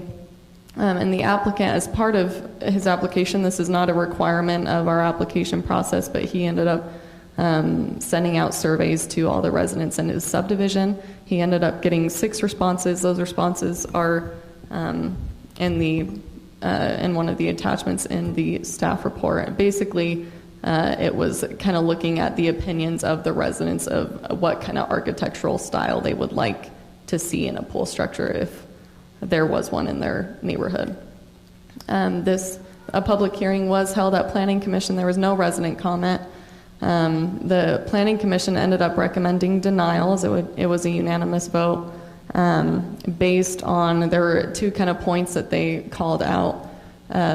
One being that they weren't in favor of pool structures not counting to that max accessory structure, like counting to that 5%. And the other was that when it came to the material or design of pool structures, they didn't want to sit down and try to specify what they needed to look like or what they needed to be made of, essentially. In the staff analysis, just looking at how it works with existing code, just administratively, I spoke to our chief building official. He had no issues with that, as in the proposed amendment still meets IBC International Building Code requirements. And we just recommend that if the city council decides to move forward with this, that you also, it's reflected like this in the resolution, but that it also be amended in the R130 and R120 zones, just to be consistent within our residential zones. And that's our staff recommendation, is just that the council hold that public hearing. Like I said, Robert Ghent is present if you have any questions for him specifically. So let me ask a couple questions and maybe a comment. Yeah, it seems like as the city's grown, and there's a lot of interest in having swimming pools. And I'm sure there's been a lot of permits granted for those over the last few years. I don't know how many. But it seems like with our climate here, you really can only use those pools a fraction of the year. I mean, I've had a discussion with my neighbor. He has a second home in St. George. He says it makes sense to have a pool there. But it's, you know, and so people are choosing to do that, but they can only use it in limited time. So it seems like as a council, we need to address this issue, because it does make sense to allow people to use their pools throughout the year. And a lot of people, and I think it was brought up in the staff discussion and things, there are a lot of people that are older, and this is an excellent form of physical exercise. So I have a man, and he actually lives in Highland with his son and daughter. They have a pool, but he's lost 100 pounds swimming, and it's helped cure his diabetes. So there's kind of some good thing, but we just need to come up with, I think, some sort of agreement so that people don't take this and run and build huge structures that then everybody complains about. So I guess that's a long introduction here, but what is, I mean, I think as a staff member, you can kind of present your opinion a little bit, can't you? If you ask me to, I Can you may give or may your not, opinion? Do you depending on the do question. you think this is something that we need to really address? Are you getting a lot of requests about things like this, or is this kind of a only time? This is the first of this nature. I mean, we have accessory structures that come in that are like, we have several that people are wanting to do bigger than that percent. I think this one was a little unique in that we were kind of discussing, okay, is this a permanent structure? And technically it is, even though it is retractable. So technically part of the year it wouldn't exceed that max square footage. That wasn't presented in the proposed amendment, but that was just the initial permit. Kelly, Should there be height limitations and all that? I just kind of. So the proposed amendment does not take away any of the other regulations of accessory structures. It's just calling out an exception from that max square footage. So you'd still have the setbacks, still have the height max, et cetera. So let me ask you, so here you have, if they do an accessory dwelling, they can't be more than 5%. What this is stating is they do not want the pool structure to go against the accessory dwelling, is that correct? So they could put a garage, which is 5%, and then still add the structure on the back of their property that could be, can it be larger than 5%? Is it going up to 7%? Is that what we're trying to, the proposal? That's how it's presented, yes. So, I mean, does council understand that we've got, Scott, you brought up about the large property, the big building we have coming into by your neighborhood. That's got to be more than 5% of the It is, because it's the way that they've done it. So this is, though, what we're saying is we're going to grant a 5% to still stay with accessory. This is not going to count as accessory dwelling. Is that kind of what I'm understanding? Yes, so pools don't count against the 5 or 7%. If you just have an in-ground pool, sits in there, you have to meet setbacks with it, but it doesn't count against that 5%. So you could have a garage and your pool, and they don't interact with size limitations. The question is, if you build something on top of that pool to enclose it, our current code says, well, now we consider that pool and everything with that an accessory structure, so now you have to meet that 5 or 7%. The amendment would eliminate that restriction for pools. So it could be any size in terms of meeting setbacks and meeting height limitations, but in terms of area of lot covered, it could be whatever, regardless of what other accessory structures So they are could, there. I mean, could this have, they could build a big overstructure that's not just there, they say cover the pool, it covers half the pool, but the other half could have a casita or like a little barbecue area in it, or? No, because it's specific to pools that are enclosed. So if you build you have like a covering for a pool that extends out for another 20 feet, so you have a little building off the side, I would consider that part a separate accessory structure. But it's all part Kelly's of the giving pool me a look structure. though, so But she that's is, still part of the pool structure. so perhaps that would need to be something that would be clarified if we go this I'm route. just wondering, that was, When you say retractable, is it like a I'm not sure what the terminology is. It's like a telescoping type of structure where it comes out in segments like a telescope would, or? If you yeah. If you look at oh my goodness, the surveys that he sent out, there's actually a picture, like a representation of it, but I mean, I don't know a better way to describe it outside of it would just retract to one side. So what is considered the size? It's temporarily large during, let's say, the winter. Right. And then during other months, it's a different size. So do we count it oh, that's like a tent. Okay. That's what was shown to the residents of which one would you like better architecturally. Can they do figure number 2, or are we only talking they could do figure number 1 in this proposal? They're hoping to do figure number 1. Could they do figure number 2? Oh, with this proposal? Probably. That's what I'm saying. I understand we're looking at this nice glass thing, but they can do the blow-up structure. Because the only design criteria with materials that we have in current code is only if the property is less than half an acre. Technically, it has to be, the materials have to be consistent with that of the home. So if it was property larger than a half acre, they could make it look however they want to within the certain regulations. How far away from the home is this? How far away? How far away from the home is the pool? Oh. At least 10 feet. We're going to be having a public hearing. We'll invite the applicant. Yeah. Are there any other questions here of Kelly? And then we'll invite the applicant to come up and address the council. Is there any other questions before we have the applicant come up? No. I believe it's Mr. Ghent. Am I saying that we'll invite him to come up and address the council? And then we will go to a public hearing. Mayor, council, staff, thank you very much. Please state your full name just so we have it on the record. I'm Bob Ghent. Address is 9893 North, 6320 West. The lot's 0.6 acres. The pool is probably 20 feet from the house. There is an attached garage. It's maybe 7 feet from the back of that garage, if you consider the garage part of the primary dwelling. The two pictures that you were looking at, one is a temporary structure, And those are pretty typical for enclosing pools. And with one of those, I believe, because it's temporary and only up for a maximum of 180 days, that I can get around the 5% size restriction and the height restrictions. But the neighbors don't want to see that. So that's why we wanted to go with the one that opens. And yes, it telescopes open.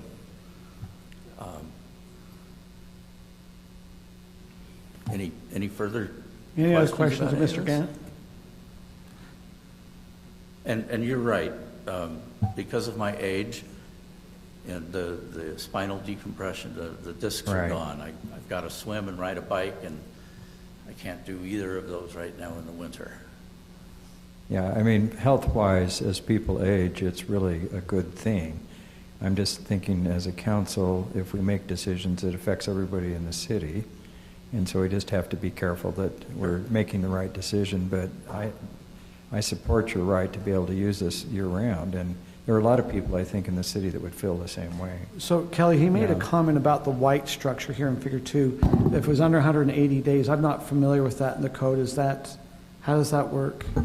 I don't know necessarily what's considered temporary, but because this structure is not, like, basically the white one would not require a building permit under our code because, I mean, it's not. It's not anchored to a foundation. It's like, it's a tent.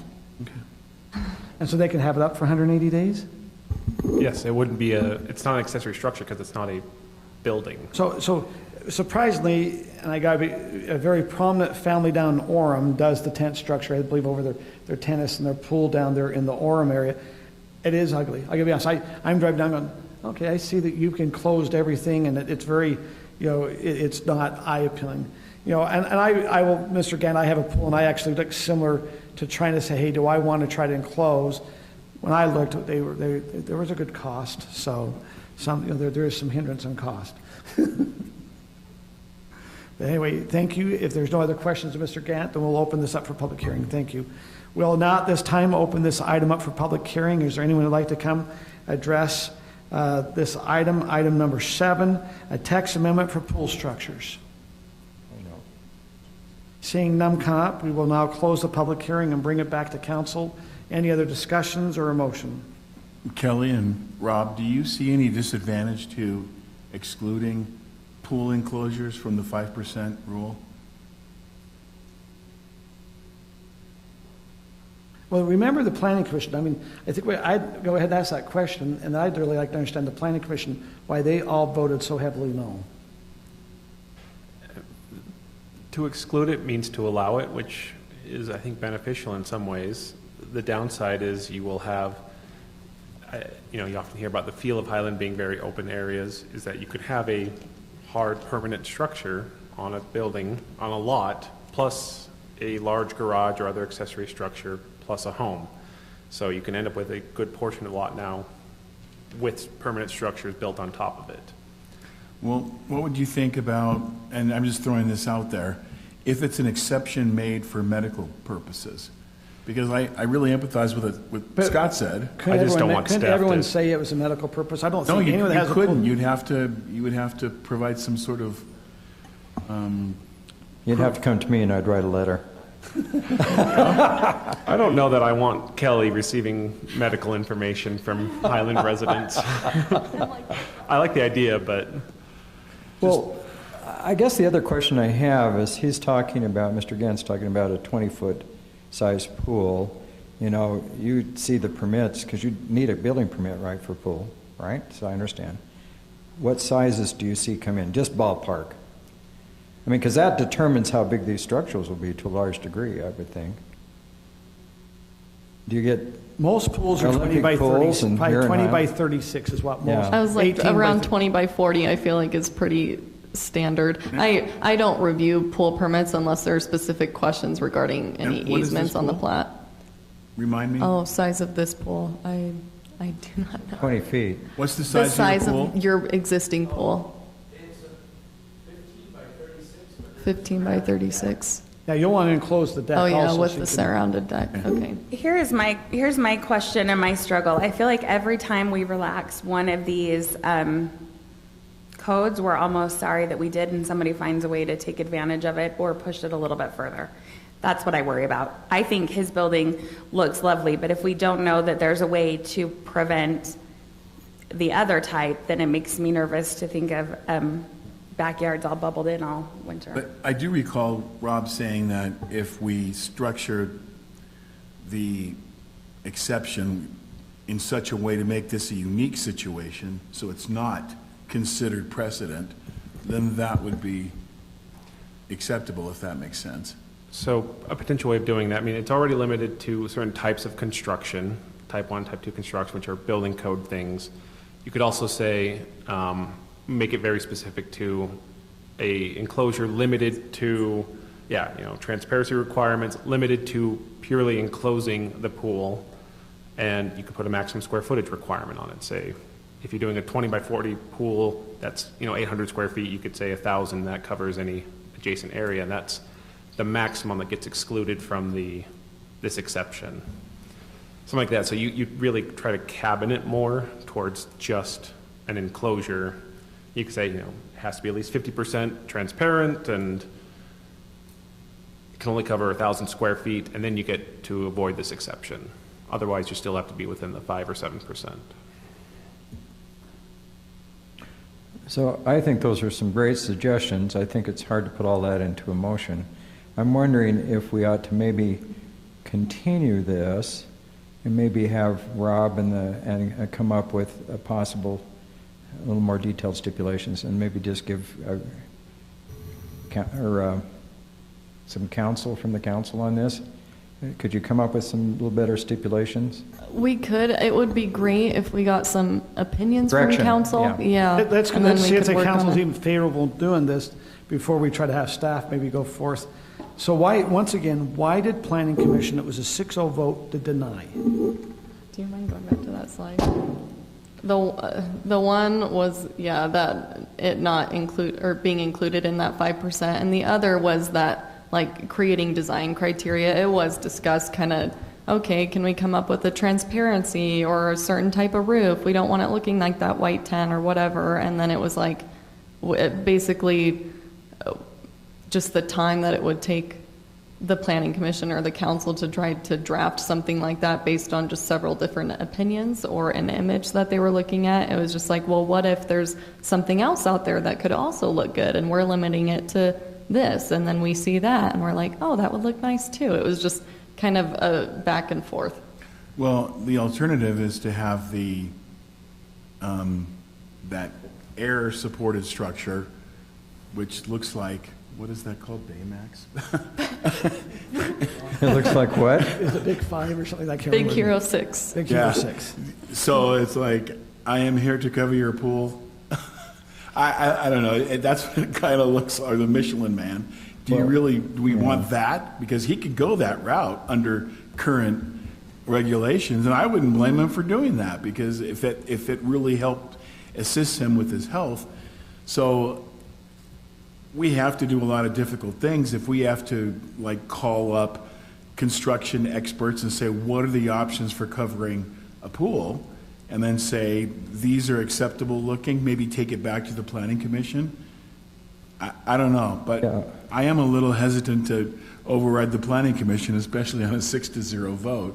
Well, I don't want to override them either, but I think that we need to come up, because we're going to have this question come up repeatedly.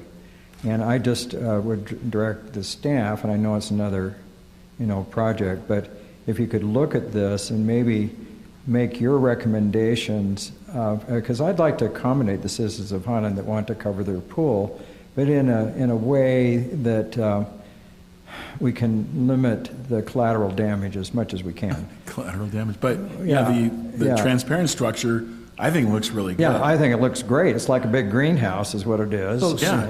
So as long as people keep it maintained.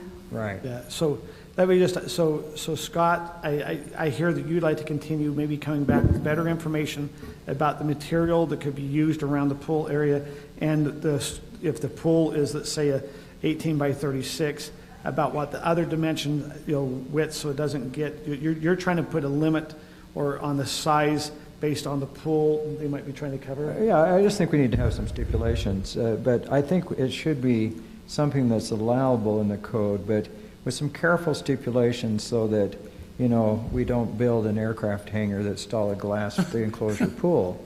And, you know, that's kind of where I'm coming from. So Scott's kind of favor, where we need to get, does the other council want to move that direction, or do they want to make a motion on something that's already present here? We've got one council member who'd like to continue this with getting staff to come back. What's the other council feeling? I'd like to continue it. I agree But we have with Scott. two. What's it now, Kim or Brittany? What's your feeling? I would like to honor what the Planning Commission recommended. It's a 6-0 vote, denial of the amendment. They looked over this, they discussed it. That's why we have a Planning Commission, and, you know, all of them recommended denial of the amendment. Okay. But this would come back to the Planning Commission is what I'm saying. Wouldn't it? If we continued it, the staff looked at it, could we bring it back? If you wanted it to. Well, that's what I would- Normally it would just come back to the council because it's gone to Planning Commission, but if you directed us to bring it back to Commission. Well, I think if you made some different recommendations, because they struggled with that in the Planning Commission, and maybe this would answer some of their stipulations. Brittany, where are you standing on this? So I say with Kim more on this one, that the Planning Commission made their recommendation. I listened to their meeting and felt comfortable with that. And I think the idea is good, and I think you should be able to swim in your pool in your backyard. I worry about any time we're trying to get code for one specific situation. And yeah, it will come up again. And the next time it comes up again, we'll push it a little bit further and a little bit further. So my initial instinct is a no on this one. Okay, so since this will come down to the mayor, do we need to have a vote from me to be able to enact by vote? I think it should be done by motion, either a motion to continue or a motion to deny, either way. So we either need a motion to deny or a motion to continue. I'll make a motion to continue this with direction to the staff to look at different types of structures and size and some of the stipulations we've talked about and bring it back. I personally would like to bring it back to the Planning Commission and get their input before bringing it back to the council. But I think it's something we need to address. So that's kind of a long motion, but I would just move that we continue this and give direction to the staff. I'll second that. Okay, so we have a motion, excuse me, by Scott, a second by Tim. Are we, any other things, discussion before we vote?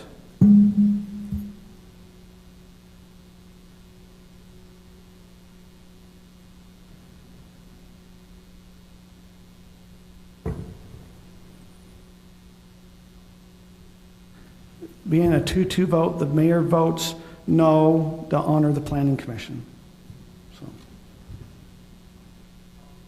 So the motion to continue has failed. You now need to move to actually deny it. Okay. I'd like to make a motion. I move that the City Council recommend denial of case TA-22-09, a request for text amendment to Section 3-411 swimming pools based on, I guess, the following findings. What is it? Based on the following findings, that the Planning Commission denied it. Okay. I have a motion by Kim. Do I have a second? I'll second. We have a second by Brittany. Now we'll vote.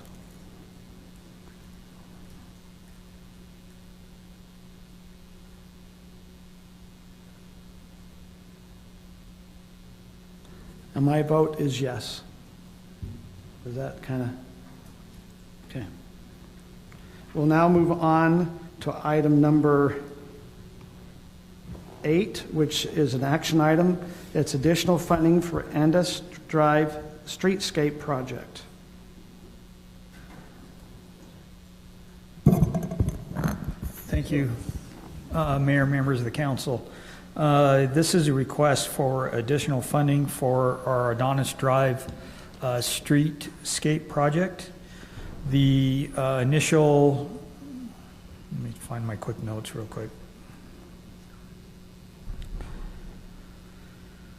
Back last fall, the most recent action was in October of 22, sorry.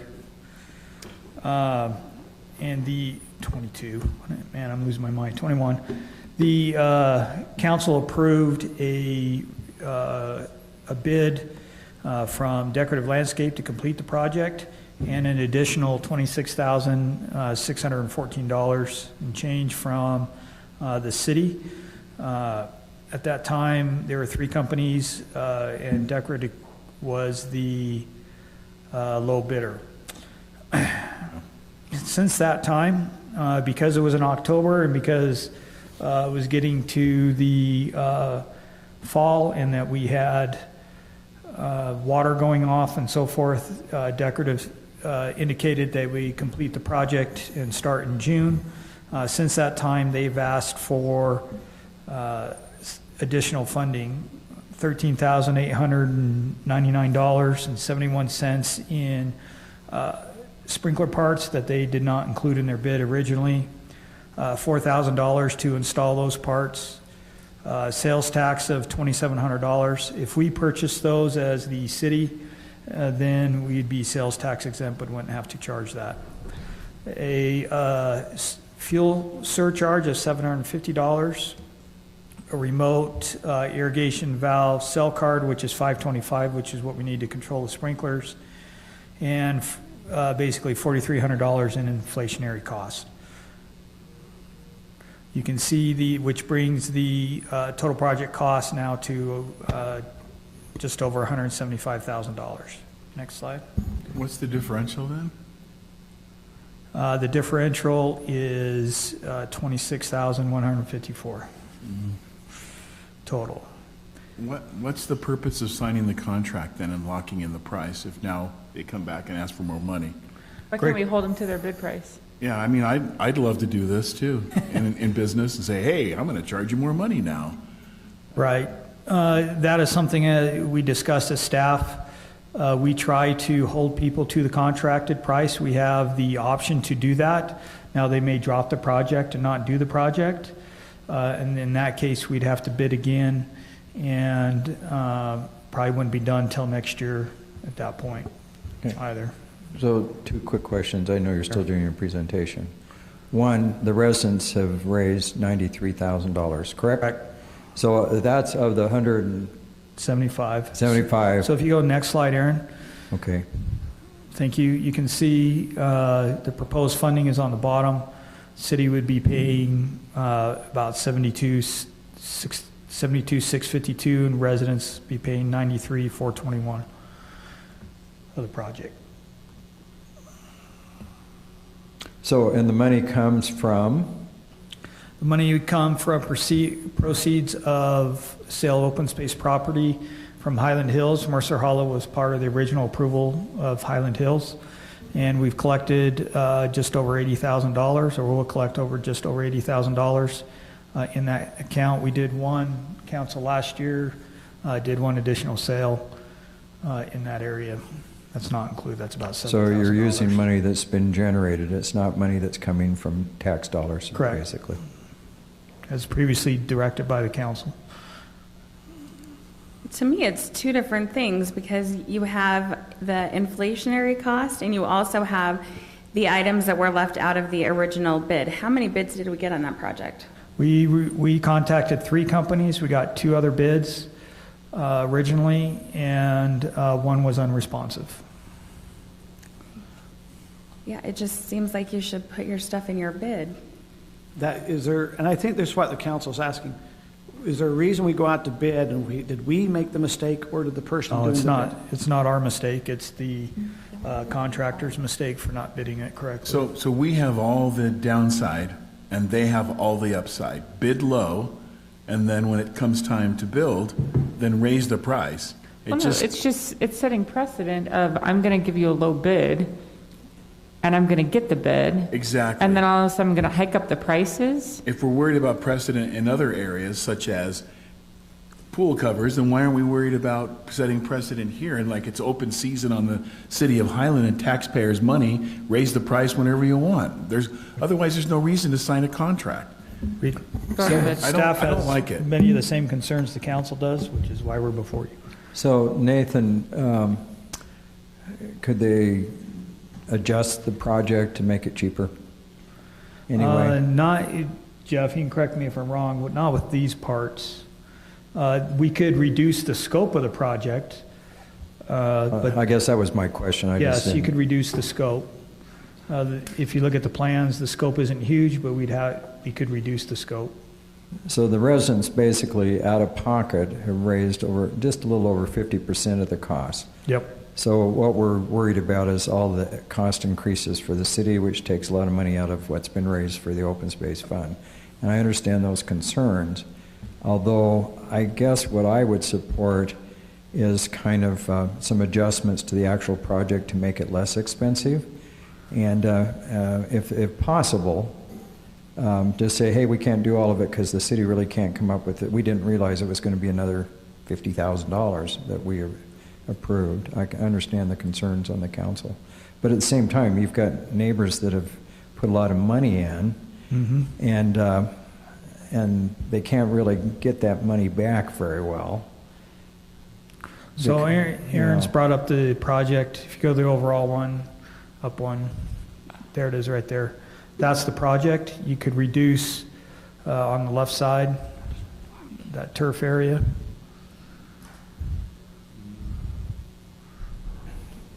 We can all say hi to Kim's daughter who's bringing her a drink. Tim, you have a home that was in this area. You understand this area real well. I mean, I just get nervous that the bid was one thing, and so we're adjusting the bid. That there's a little bit of we're setting a precedent that tells every other bidder, hey, you can bid, but we'll let you change it, and we'll still go with you. That's one concern. That's one concern, and that is people donated money in good faith for a certain product. They accepted the bid in good faith to provide a certain product.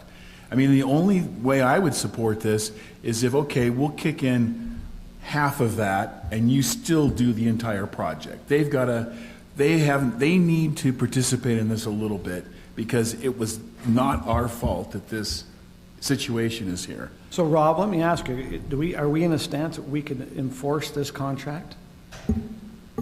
Yes, and enforce can mean a number of things. It can mean we say you're held to the bid contract and you provide the services you contracted for, and they may walk away from that.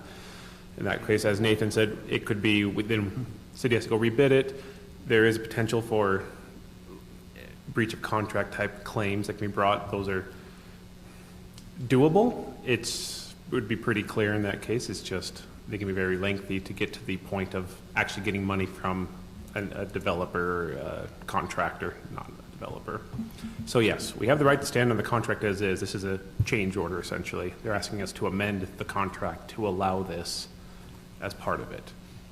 I agree with Scott, absolutely, that I think the residents paid for this, they've donated money, and they deserve to have this project completed.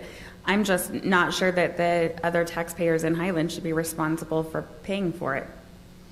I think that it would be good business for a company to stick with their bid and then know that they will be considered for future projects. So can I just ask something, comment on that? I agree with what you're saying, but are the taxpayers in Highland paying for the rest? Absolutely. Even though it comes from land sales? But that's land sales money that then can't be used for something else.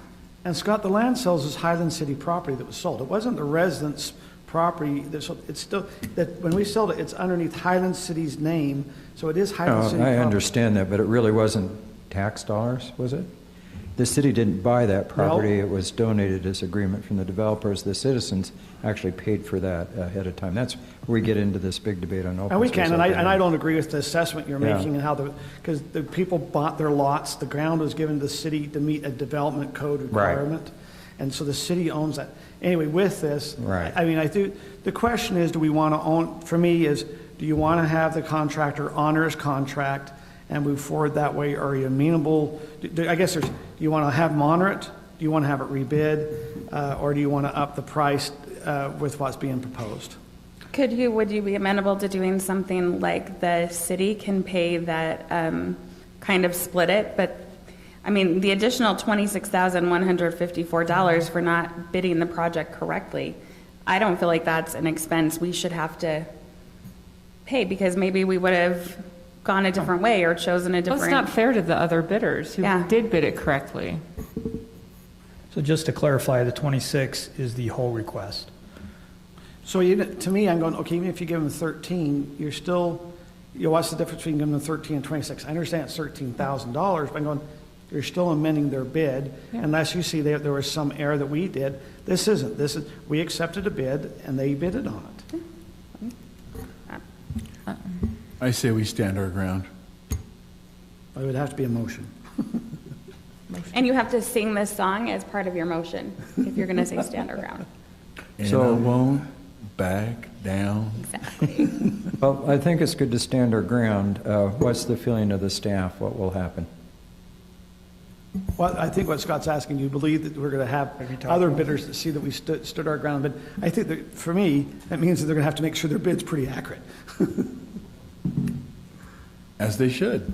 Make sure it's accurate. If I had to guess, I don't think they'll eat, I don't think they'll eat that 13.8. You think they'll cancel the contract? Yeah. Great, we have an attorney. And there he is. So, I guess.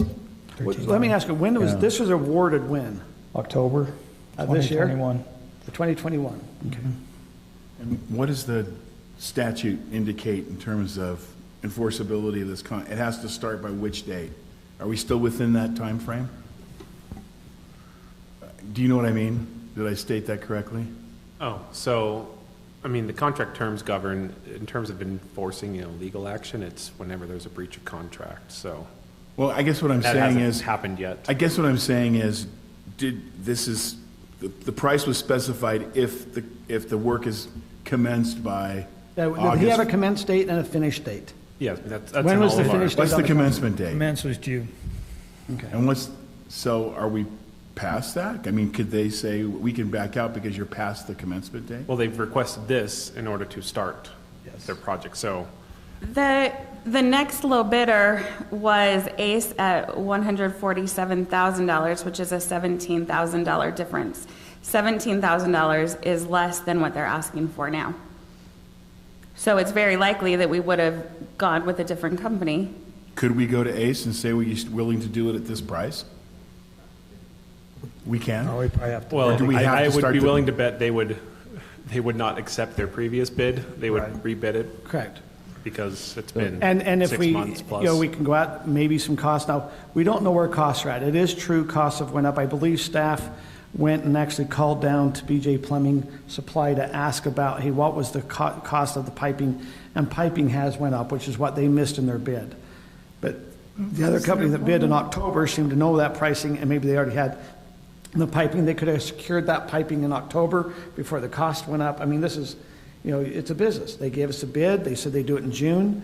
I understand costs went up. They could have went and secured some of the supplies. It's up to the council how we want to move forward. Brittany brings up a point where, hey, the next bid was $17,000. We say, okay, we'll let you match the next bid up.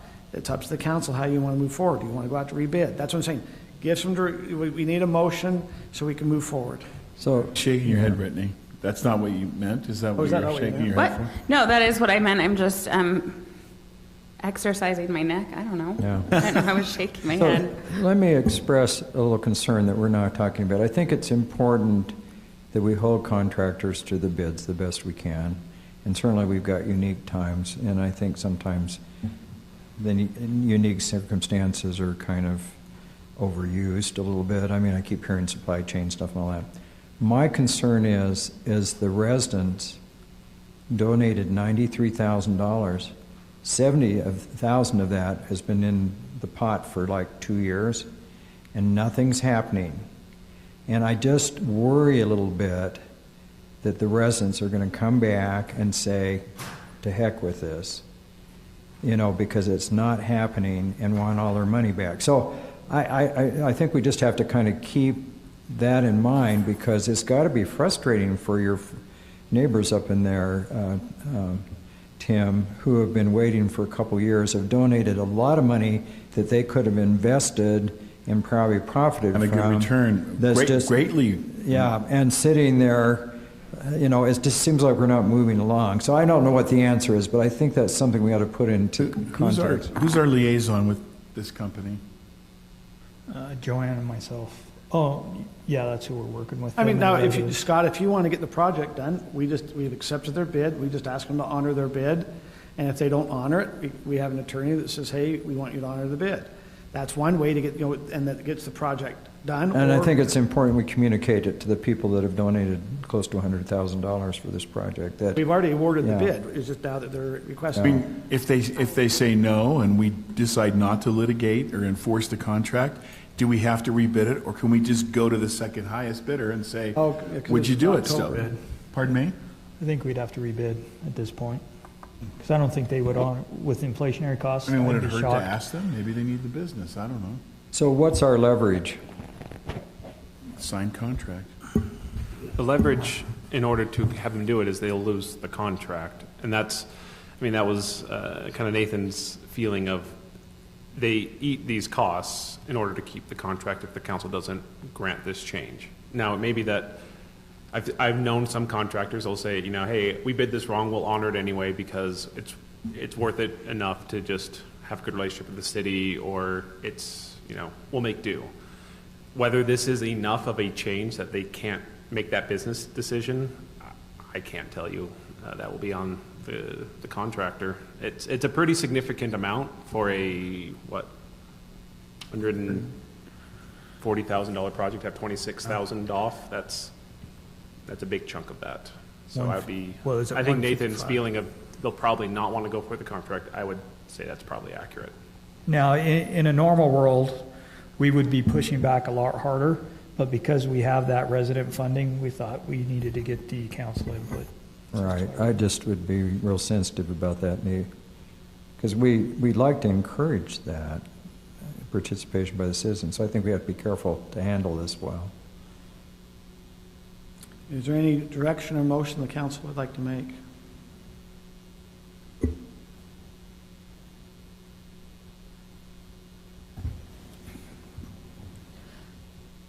Let's give it to the planning commission, let them decide.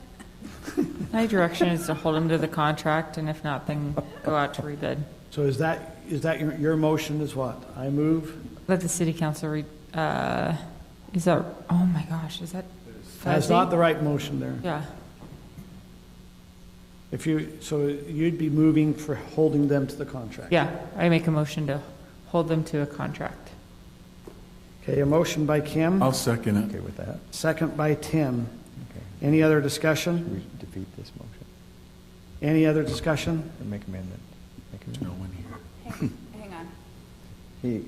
She wants to make amendment. Well, I don't know. I'm thinking about it. The motion is to hold the contractor to the...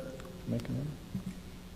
Nathan, what happens if you, if we don't make a motion and you call the contractor and say council is really hesitant and they're leaning towards not doing that? Is there any room for negotiation or something? So that way the residents, because they have put in a lot of money, but I don't want to eat this, but I don't want to put the residents off for another year either. Basically, we don't want to defeat the project, yeah. We can certainly try that. I don't know what their reaction would be. I would assume that they feel like they need this to complete it. So The thing is, it's like it's $4,200 in inflationary costs, but $26,000 of it is. yeah, 14,000 is the missed parts. The 525 for, if you go back, Aaron, 525 for the cell, I think we need to do. And that's just a cost we need to bear. And then the fuel surcharge and the sales tax, we don't have to do the sales tax because if we buy those, so that would reduce it by $2,700. But, you know, I would recommend that the council say, okay, we understand, distinguish between what was missed and inflationary costs. What I think you're saying, Nathan, is we understand fuel's up $7.50. We understand the remote card, $5.25, and we understand the inflationary cost of $42. We're just saying you're the one that missed on the 13.9, the 4,000, and the sales tax. We can purchase it and help it with the sales tax. I'm just saying, is that what what you're trying to get to, or are you just trying to? No, that's correct, Mayor. Because if you go talk to if I was a business, well, no, I've already come and asked you. I'm just saying, they've already come and asked the city to be able to come do this. If Nathan goes, well, the council's not leaning towards that, what do you want to do? As a salesperson, or even they go, well, if I don't get it, I'm not going to do your work. That doesn't mean that we can't send. Now, I don't get this, Rob. If I have a contract, can't we say, well, we have a contract that's binding between two parties, we're going to enforce your contract? Yes, as I said, we can have a... No, you sound like they'd get out of it if they didn't move forward with the project. No, they can walk away from the contract. What that does is... It's a breach of the contract. It breaches the contract. Okay. And then we can go after them for it, but that would be a separate decision and kind of be involved process. But we absolutely can. Okay, right now, we have a motion to hold to the current bid by Kim as the motion, Tim was the second. Do we have an amendment to that motion?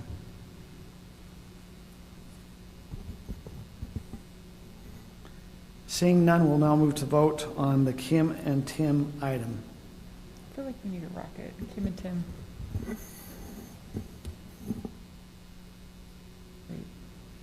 Wait, motion on additional funding for... No, the motion. Okay, I just want to make sure. Can we clarify the motion, please?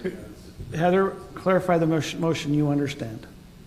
The motion is that staff call a contractor and tell them That is not the motion. I understood it was... Oh, I'm sorry. That was the alternate motion. Well, no, there was never one made. Yeah. Okay. Yes. That's what you're voting on, holding the contractor. It's the original contract that was entered into in October.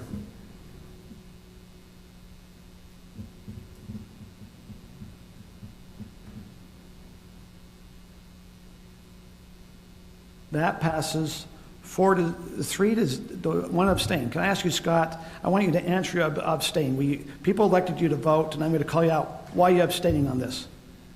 Because I don't know which way to vote. I support the project. I just worry that by doing this, I know we're standing our ground, but what I worry about is the fact it may defeat the project, prolong it another year, make the expenses worse, and we've got people that have donated close to $100,000. So why did you not? I don't think we're addressing that issue Why very did you well. not vote no? I'm just saying it's easy to abstain, but why did you not vote no if that was your concern versus abstain?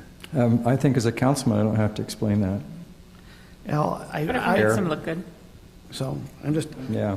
So, okay. Well, now that passed 3 to 1 abstain. We'll now move on to public hearing item fiscal year 2020. Did I say that right? Fiscal, good job. Fiscal 2022, the financial year of 2022 financial budget adjustment amendment. And Tyler, you're handing us some stuff out.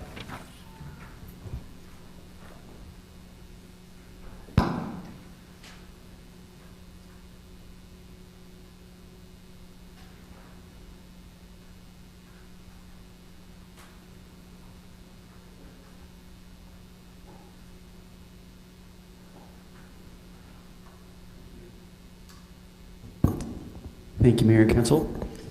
Good to be with you this evening. And as we've discussed previously, this is a matter of time travel.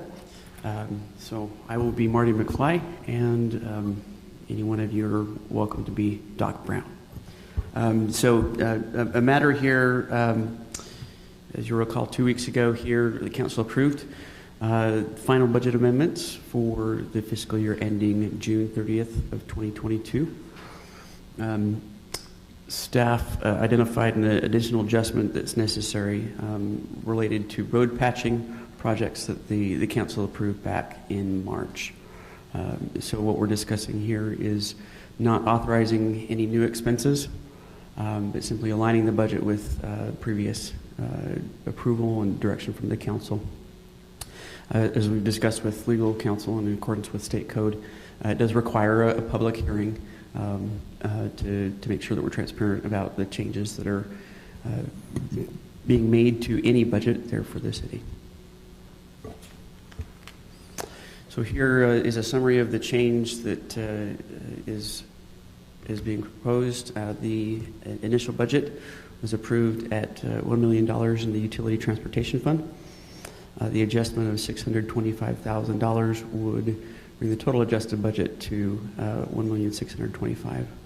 The source of these funds are savings from prior years from the road fee, and by design, that fund we save up money, and then that is those funds are spent on projects as those occur.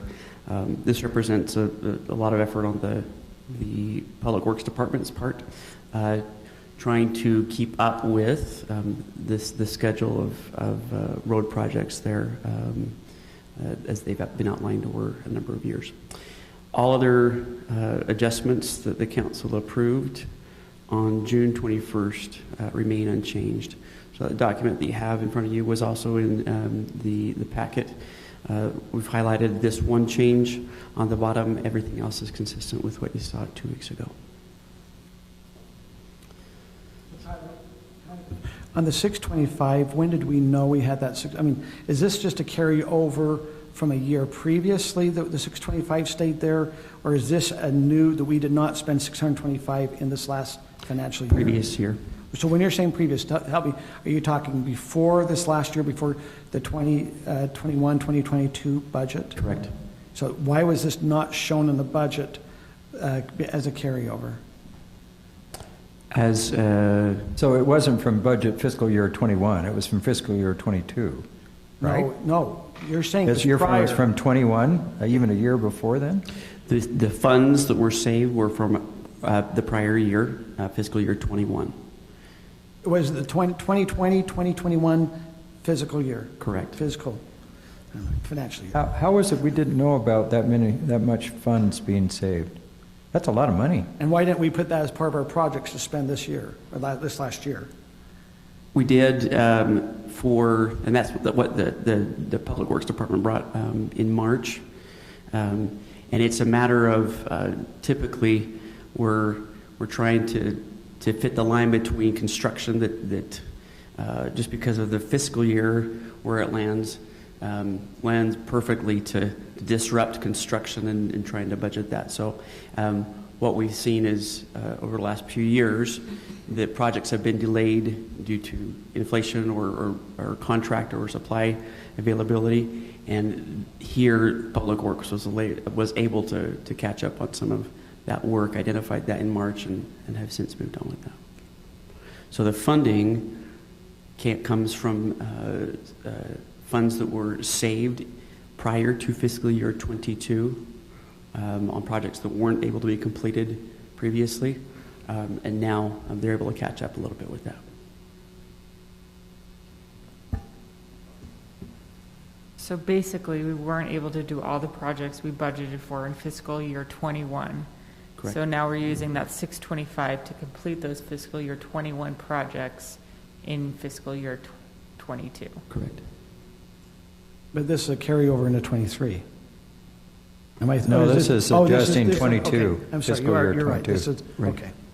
Yep. So, I mean, we had a lot of discussion. I mean, I understand your explanation, but we had a lot of discussion on budget for especially the last 6 or so weeks. Mm-hmm. Why didn't we ever hear about this until 2 weeks after we passed the budget? I don't. So it was identified back in March. The council directed Public Works to move forward with those projects with the understanding that a budget adjustment would be necessary back in March. And as we were tracking the list of budget adjustments that were presented 2 weeks ago due to a printing issue, this one item wasn't on there. But it was discussed with the council back in March, and there have been a couple of other subsequent contracts that have been related to that, but the big bulk of that was discussed in March. Okay. So I don't have any problem voting for this, but I guess my direction would be we need to kind of see if we can't avoid this if possible in the future, because it seems like we should have known about this by when we voted 2 weeks ago. Agreed. I mean, especially if it was agreed upon 3 months before then. Do you know what I mean? It's kind of, it's a little hard to sit on the council because we're not accountants. And many of us have different experience with kind of dealing with budgets and things. But it seems like there's always these little kind of surprises later that maybe we should have known about sooner. So I guess my direction is if at all possible, it'd be great that we could do this earlier. And that's always, of course, hindsight's always better than foresight. But I agree. Yeah. Completely. Yeah, council will appreciate the challenge of working with this budget. Even at the last meeting, we were validating data into the beginning of the meeting that was presented to staff there. So understand that the challenge that the council has, and we certainly want to bring information to you cleanly with time to digest it. It's not fair to the council if it's piecemeal and inaccurate. So. Okay, if there's no other questions of Tyler, we have also... I guess I'm still kind of thinking about it, and I'm still kind of stuck on it. It's really hard for me to wrap my head around the whole big picture, especially when I voted to increase fees, when I feel like then I didn't understand the big picture, right? And I can't think about this stuff as fluidly as you can. So I guess I'm just still wanting to make sure that I understand, because I think if I don't completely understand, then my guess is that residents don't completely understand either. So can you walk me through again why this didn't show up on the budget that we passed 2 weeks ago? We had it on a list that we were tracking, and due to a printing error, I can walk you through the print selection area of an Excel document, and this was not updated.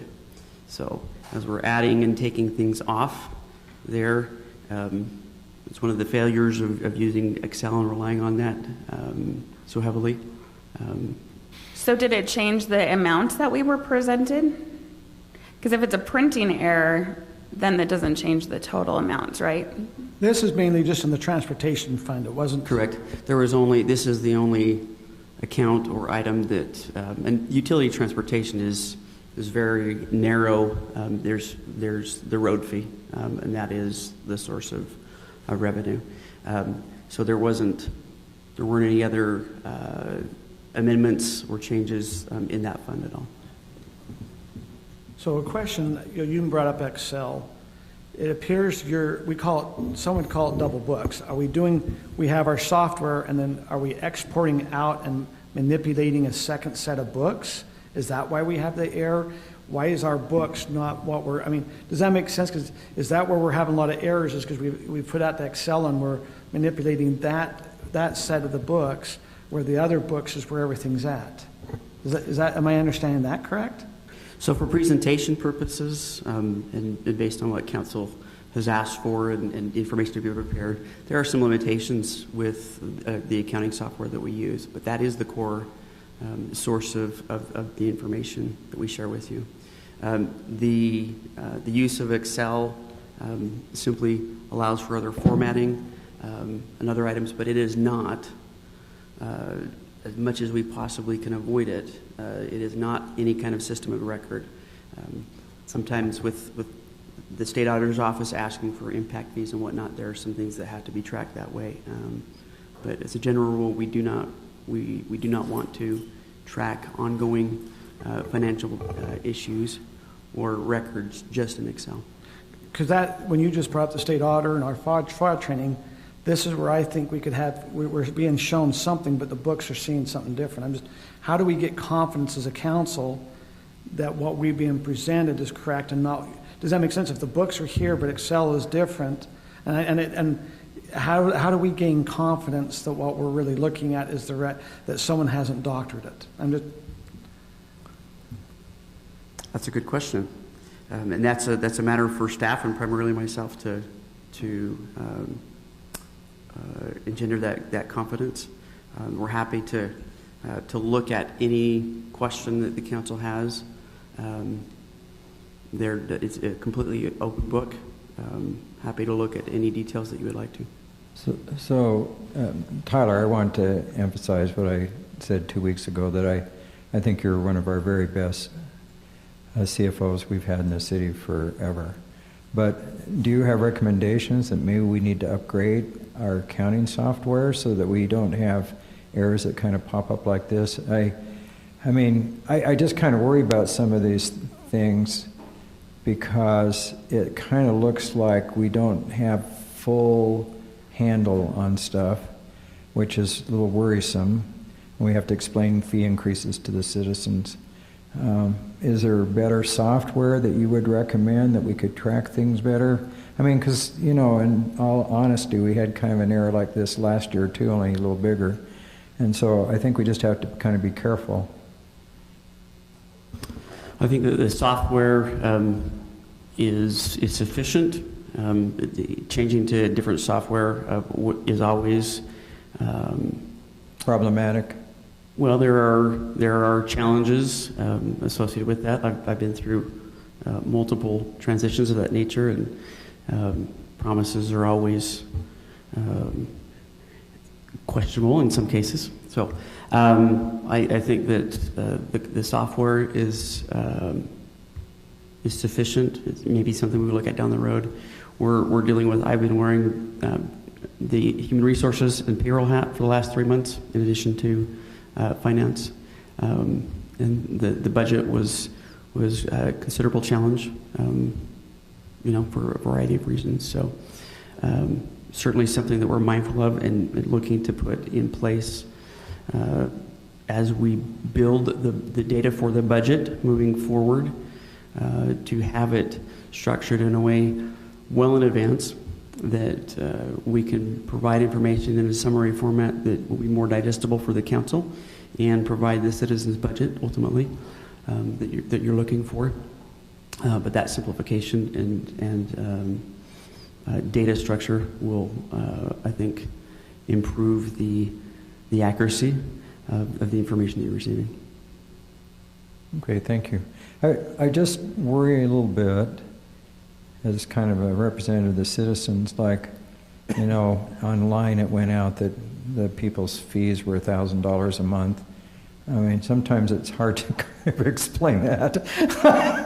So I'm just wondering if we... I saw where that you just add an extra zero.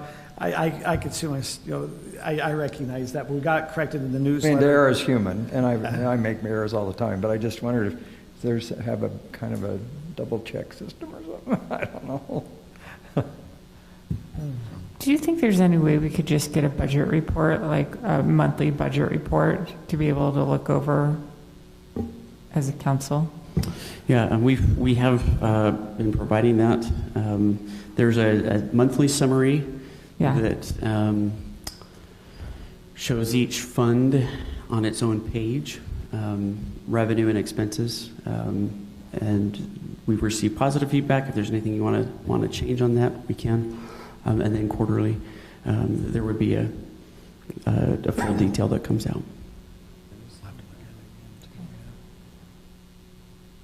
Okay, is there anything else? This is a public hearing. Is there any other questions you have of Tyler before we go to public hearing? I'll now open this for a public hearing. If there's any public that would like to come up and address the budget adjustment for the financial year 2022. Seeing none, we'll now close the public hearing and bring it back to the council for a motion.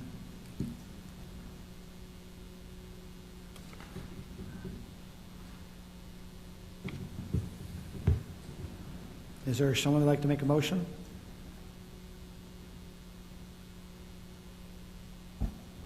I will. I move that the City Council approve the resolution adopting the amended final adjustments for the fiscal year 2021-22 budget as explained by our Chief Financial Officer. Motion by Scott. I'll second. Second by Brittany. Any other discussion before we go to vote? Seeing none, let's go to vote.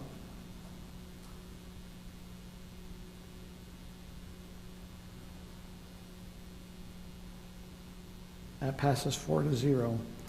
We now move on to another public hearing. It's a text amendment to the remnant parcels Kellie, I believe you have the presentation. Sorry. Thank you, Mayor and members of the council. Okay, a little bit of background on this, just a definition real quick of a remnant parcel. It's a tract of land that is capable of further subdivision but is not proposed to be developed as part of the preliminary plat. Just a couple of examples of ones you've seen recently. One was that Sunrise Farm subdivision over on the Longhorn property. They had the 10 R140 size lots with a remnant parcel on the southern portion, just south of the road access to those lots. Another was the Maddox subdivision, where you had the 2 lots and then the rest of it proposed as a remnant parcel for future development. The city's goal in general with development is to provide reasonable road and utility access to all of our properties. Unfortunately, we did get into a predicament where we weren't able to provide that access because of the wording of current code. The proposed amendment basically makes it so with preliminary plats that come in, basically remnant parcels would be prohibited. They would have to include all of the land in the proposed subdivision to be part of what is being subdivided, included in either lots or right-of-way. Another addition is just calling out an expiration of this final plat approval. They would be allowed to phase the developments, kind of like what you've seen with Ridgeview. They did a preliminary plat for the entirety of Pod B, and now you see those final plats coming in piece by piece. And so that expiration is proposed that the preliminary plat approval would be valid for 5 years as long as that first phase comes in within the first year, which is consistent with what we're adding is that overall 5-year. The first year is consistent with our current preliminary plat expiration. So this adds transparency to the process, it seems like to me. Yeah, it's basically calling out an overall concept plan and showing that to the council before moving forward with any final plats in the area. Okay, so it kind of avoids kind of bait and switch things. I mean, that's kind of harsh terms. Well, or we get to see how the Yeah. utilities So we are get supposed to see connect. how it works, yes. How to connect, Okay. And be able to have staff and council ensure that we can get utility and road access to all of these properties. Okay. Appropriate public hearing notices were sent out. We didn't receive any resident correspondence on the matter. It did go to Planning Commission. They held a quick public hearing on June 28th, and they did recommend approval unanimously. And we as staff just recommend that the council also hold a public hearing and accept the findings and approve the proposed amendment. Any questions of Kellie before we go to public hearing? Seeing none, we'll now open this up for public hearing. For any comments concerning item number 10, text amendment and remnant parcels. Seeing none, we'll bring it back to council. Any other questions or a motion? I'll make a motion.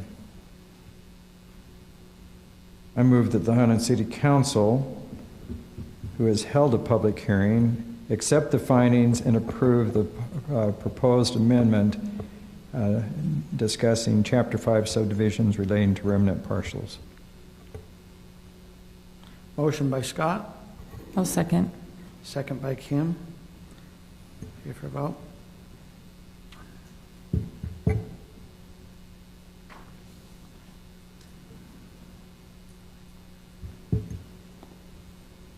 That passes 4-0. We're now on to item number 11, public hearing, text amendment, fractional numbers.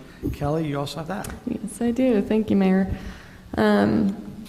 Okay, there is, I'm sure y'all are aware, we did bring this to council a couple meetings ago just as a preliminary, hey, this is what's coming. There is a discrepancy in the development code regarding determining the number of lots. It's specifically in the R140 zone. And our supplementary regulations, which relates to all development, like everything in the code, we have a section called fractional numbers that basically says any computation or any measurement that comes out to a fractional number will be rounded down. But then in our R140 zone, when it comes to direction on how to calculate number of lots, it says you round to the nearest whole number. We as staff have been doing, or going by the stricter standard. That's typically what we do if there is a discrepancy. These are just some examples of subdivisions in the R140 zone that were rounded down. Obviously, they're higher than the 0.5, and we made the developers round down to the lower number. The proposed amendment, basically, it's just to eliminate this discrepancy. What's in the attached exhibit in the proposed resolution has it being rounded down to be consistent with Section 3410, or no, the section in supplementary regulations. Appropriate public hearing noticing was also sent. We received no resident comment.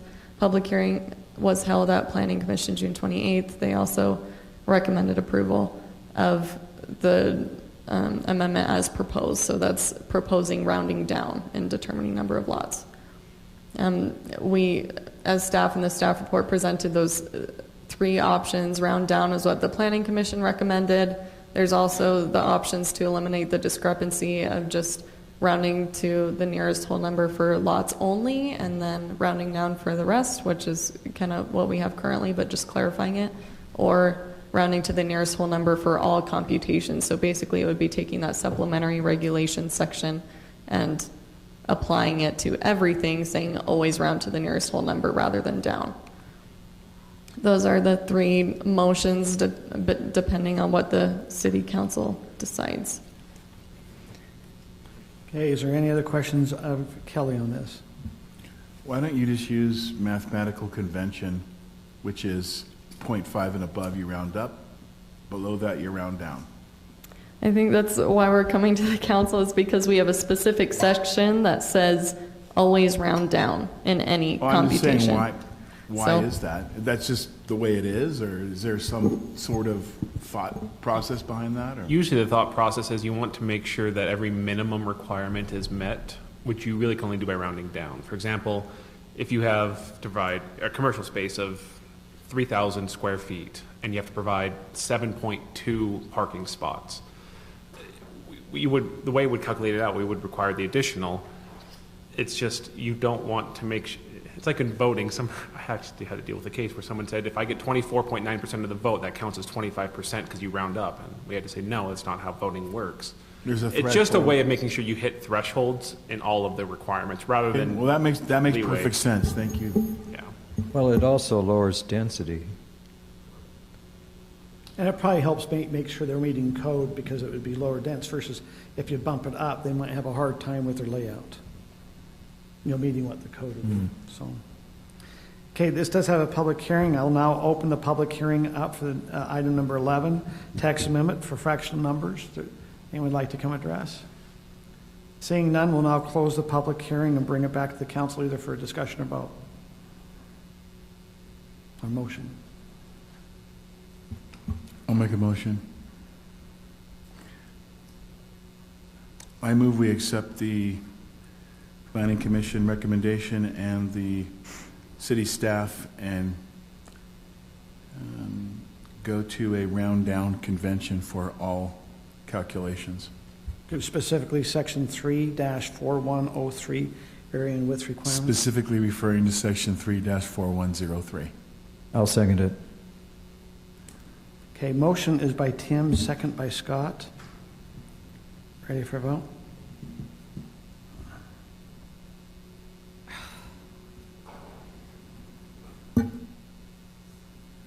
Passes 4-0. We now move on to the next item, number 12, public hearing on a text amendment for lot combination and plat amendment. Kelly, you have that one. The last one. Thank you, Mayor and members of the council. This, with the last Utah State Legislative update in what year are we in? 2022?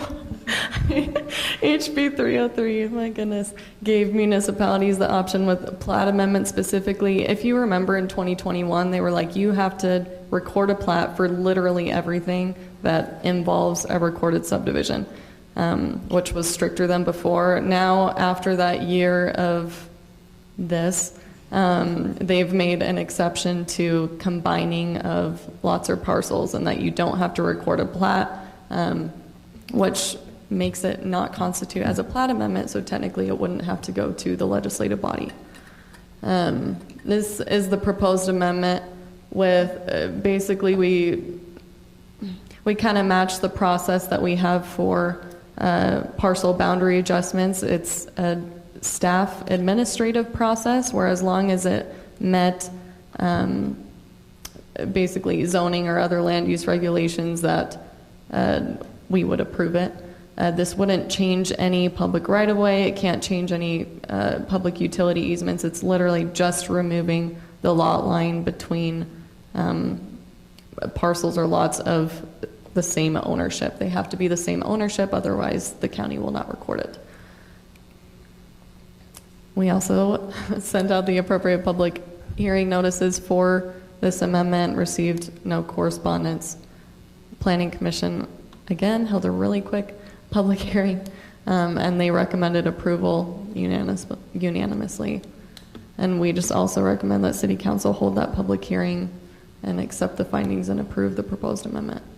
So I have a quick question. Yes. I don't know if I saw the microphone move towards Kim, so I don't want to circumvent that. But so numerous times since I've been on the council and the consent calendar, that we've had motions where a property owner that owns both sides has combined that property and we voted on it. So if we do this, this will be taken care of at the staff level. It won't come to the council all the time. Yeah, that is correct. Honestly, the reason we wanted to bring this or decided that this was an important thing to bring up is because of all the property sales and understanding that a lot of the residents are wanting to combine their lots with the parcels. They get it cheaper if they have a lot more people in their subdivision wanting to do it too, and that was just kind of a So you're tough thing taking for out residents. some of the red tape, basically. Yes.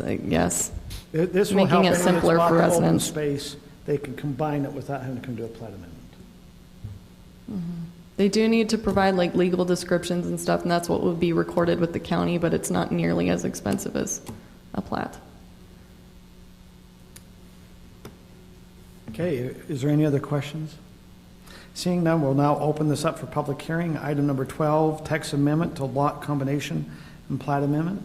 Anyone? Seeing none, we now close that public hearing and bring it back to the council for a motion. Can I make a comment? As a member of the council, I would request that the mayor have his gavel. I don't know where it's at. Yeah. I have one at home. Oh, I haven't had it. They keep doing my public hearing. I know, it's kind of fun. I know. Just as long as you don't hit me with it, we're okay. I will never do that. Yeah, we could have. Public hearing closed. Okay. Does that help you? Yes, You feel more- that helped me. That helped me out. Yeah, that really makes it more official. I'll make a motion. I move that the City Council accept the findings and adopt the ordinance approving the proposed amendment to Article 5-10, adjusting property boundaries, amending a recorded plat relating to the combining of lots or parcels. I'll second. Motion by Kim, second by Brittany. Ready for vote?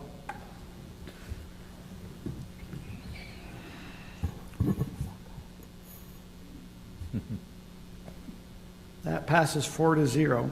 We're now on to item number 3, which is mayor and council and staff communication items. We are, hopefully we still done by 10. We still should have that as our goal. Nathan, do you have some things? One thing I wanted to bring up is we look across the calendar. We do have public safety on this next Wednesday, the 13th. July 13th, I believe we have one item we need to do regarding lease of vehicles. Okay. Then on the July 19th, we have a city council meeting. We want to just also invite the council. That will start at 6 p.m.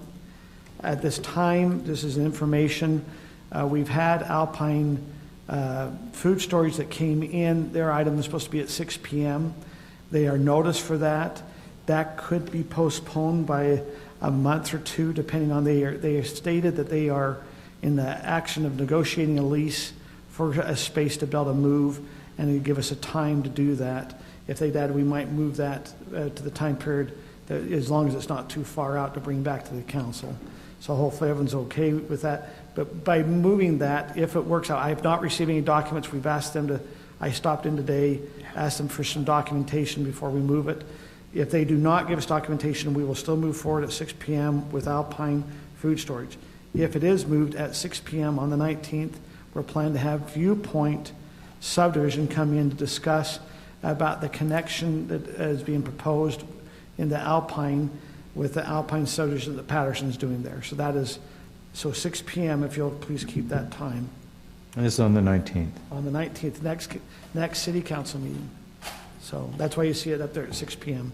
So if it's not Alpine food storage, which is already put up for hearing, correct, Kelly? We've sent everything out on that? Stephanie did. Okay, so that's all sent out. If that gets moved or postponed, we will slip in Viewpoint there. And hopefully we'll know in the next couple of days.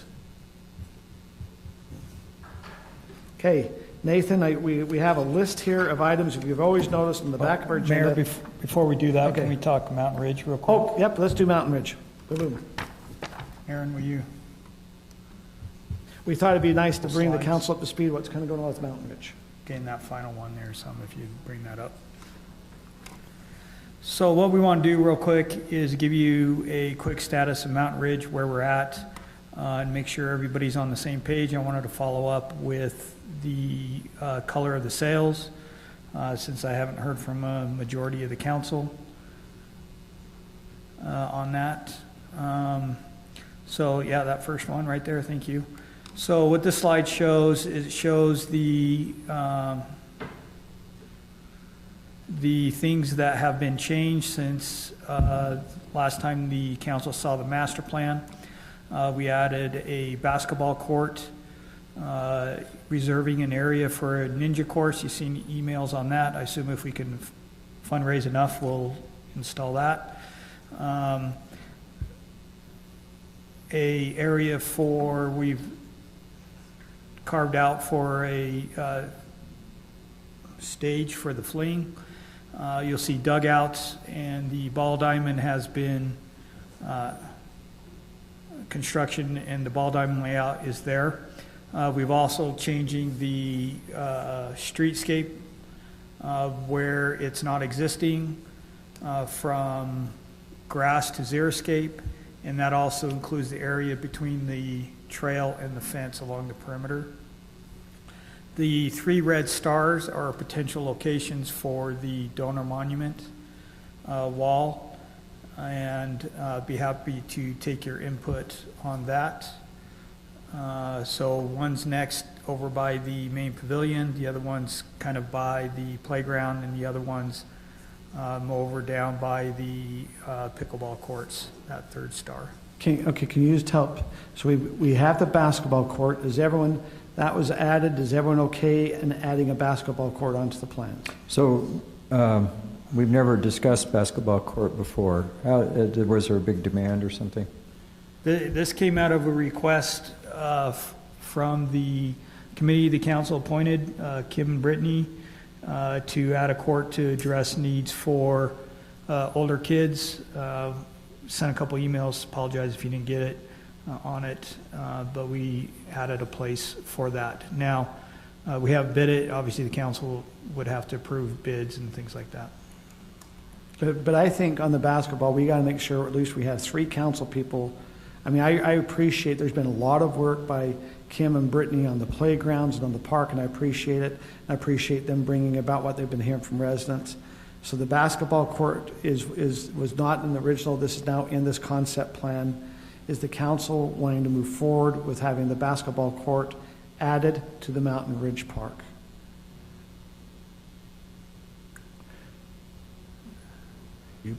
So I guess I'm just, because this, apparently I've missed this in the emails or something.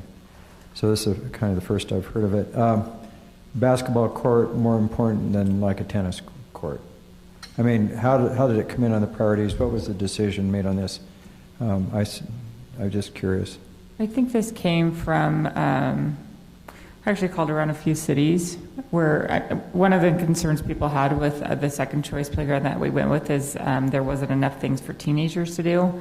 So I called around to a few of the city parks and asked what are their number one things that are used, especially Harvey Park, asking them to, whoever designed their park, do we have everything? Are we missing anything? And a few of the replies I received back from different cities and city planners was basketball courts are the number one things used by teenagers at parks, especially Harvey Park. There's always kids, teenagers on basketball courts there. So that was how it kind of got brought in the discussion, and other committee members agreed. So on the fling stage location, does that eliminate one of the pavilions? No, not at all. We still have. Can you show where the bathroom and pavilions are at? Because it has changed, like Scott said. Yeah, it looks quite a bit different. So if you look at the right above that fling, that is the main pavilion. And then we have two others along the south side of the playground. We've always had plans for three, one large, two medium/small.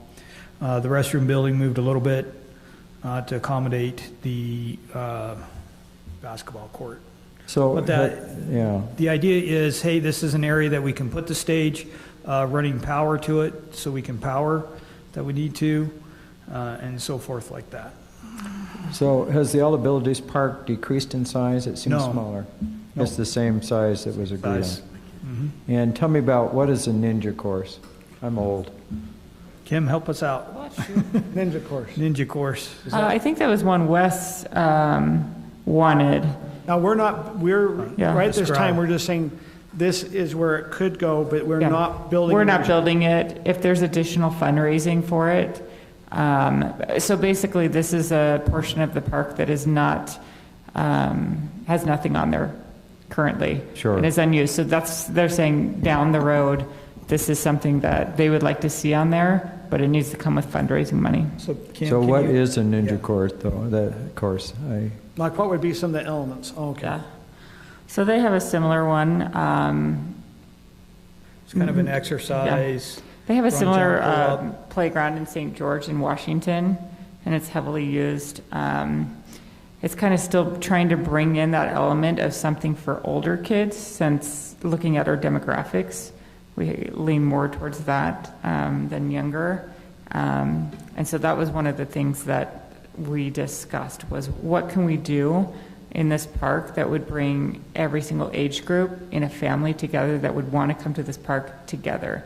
So many times you have little kids that want to come and the teenagers don't want to come with them. So what can we do to promote this park for the entire family? And so that was one of the suggestions of what could eventually go in that area. So when we chose the contractor for the All Abilities Park, we actually geared towards a younger age group, right? Because some of the other contractors had. I thought with some of the rope things, we also geared towards some of the older kids too. Yeah. So this is to kind of balance things. But this would only be built if there were donations. Yeah. Can you go back to the concept? I mean, one thing, and I'm just really, with Scott, I hadn't seen where pavilions have moved, the bathroom. I didn't know the basketball courts were a definite. And this is why we brought up as a discussion item tonight. So one of the things I'm concerned about is your pickleball courts. You have entrances on every side. Traditionally, if people are waiting, they need one area they wait to be able to go into the court. So when it gets busy, you want one area, if it be where they go put their paddles to wait to be able to go play. But we're showing that we're putting shade over 3 areas to sit. And so you'll have people, to me, it will be a little confusion where you're split, because you're not going to necessarily go wait for one court, because that one court might not come open for quite a while, where there might, does that make sense? Yeah. We need to probably centralize an area where they go and wait to be able to play pickleball. That's why I see in other areas. The basketball, I recognize, I've been to Harvey Park, I've seen it being heavily used. I've also been up to Burgess Park in Alpine and see it very rarely used. And so I think it depends on which park, and maybe the way we have this designed, it will be more of an Harvey Park feel, where a lot of people want to be out there playing basketball and things of that nature. one of the things, you want an area where people can kind of come and, like I said, if they're going to be waiting around, you want to make sure there's some grass area by that. And I wouldn't have it too close to others. Like we have it close to the pavilion. Basketball is also noisy. I don't know. It's going to be interesting. I get the fling stage. Yeah. And the other, so we also with the zero, did everyone get the emails about the xeriscape around the outside and things that way? I think that's a great idea. So is everyone supportive about the xeriscape? Yes. I am. Okay. The dugouts, is the city putting the dugouts in, or is that coming from the donation that's being done?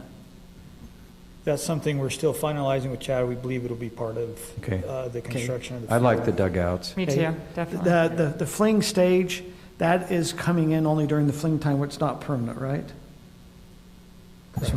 Yeah, so it's Lehigh City stage that we rent. Yes. Okay, now we're coming back to the basketball. What's the council feel?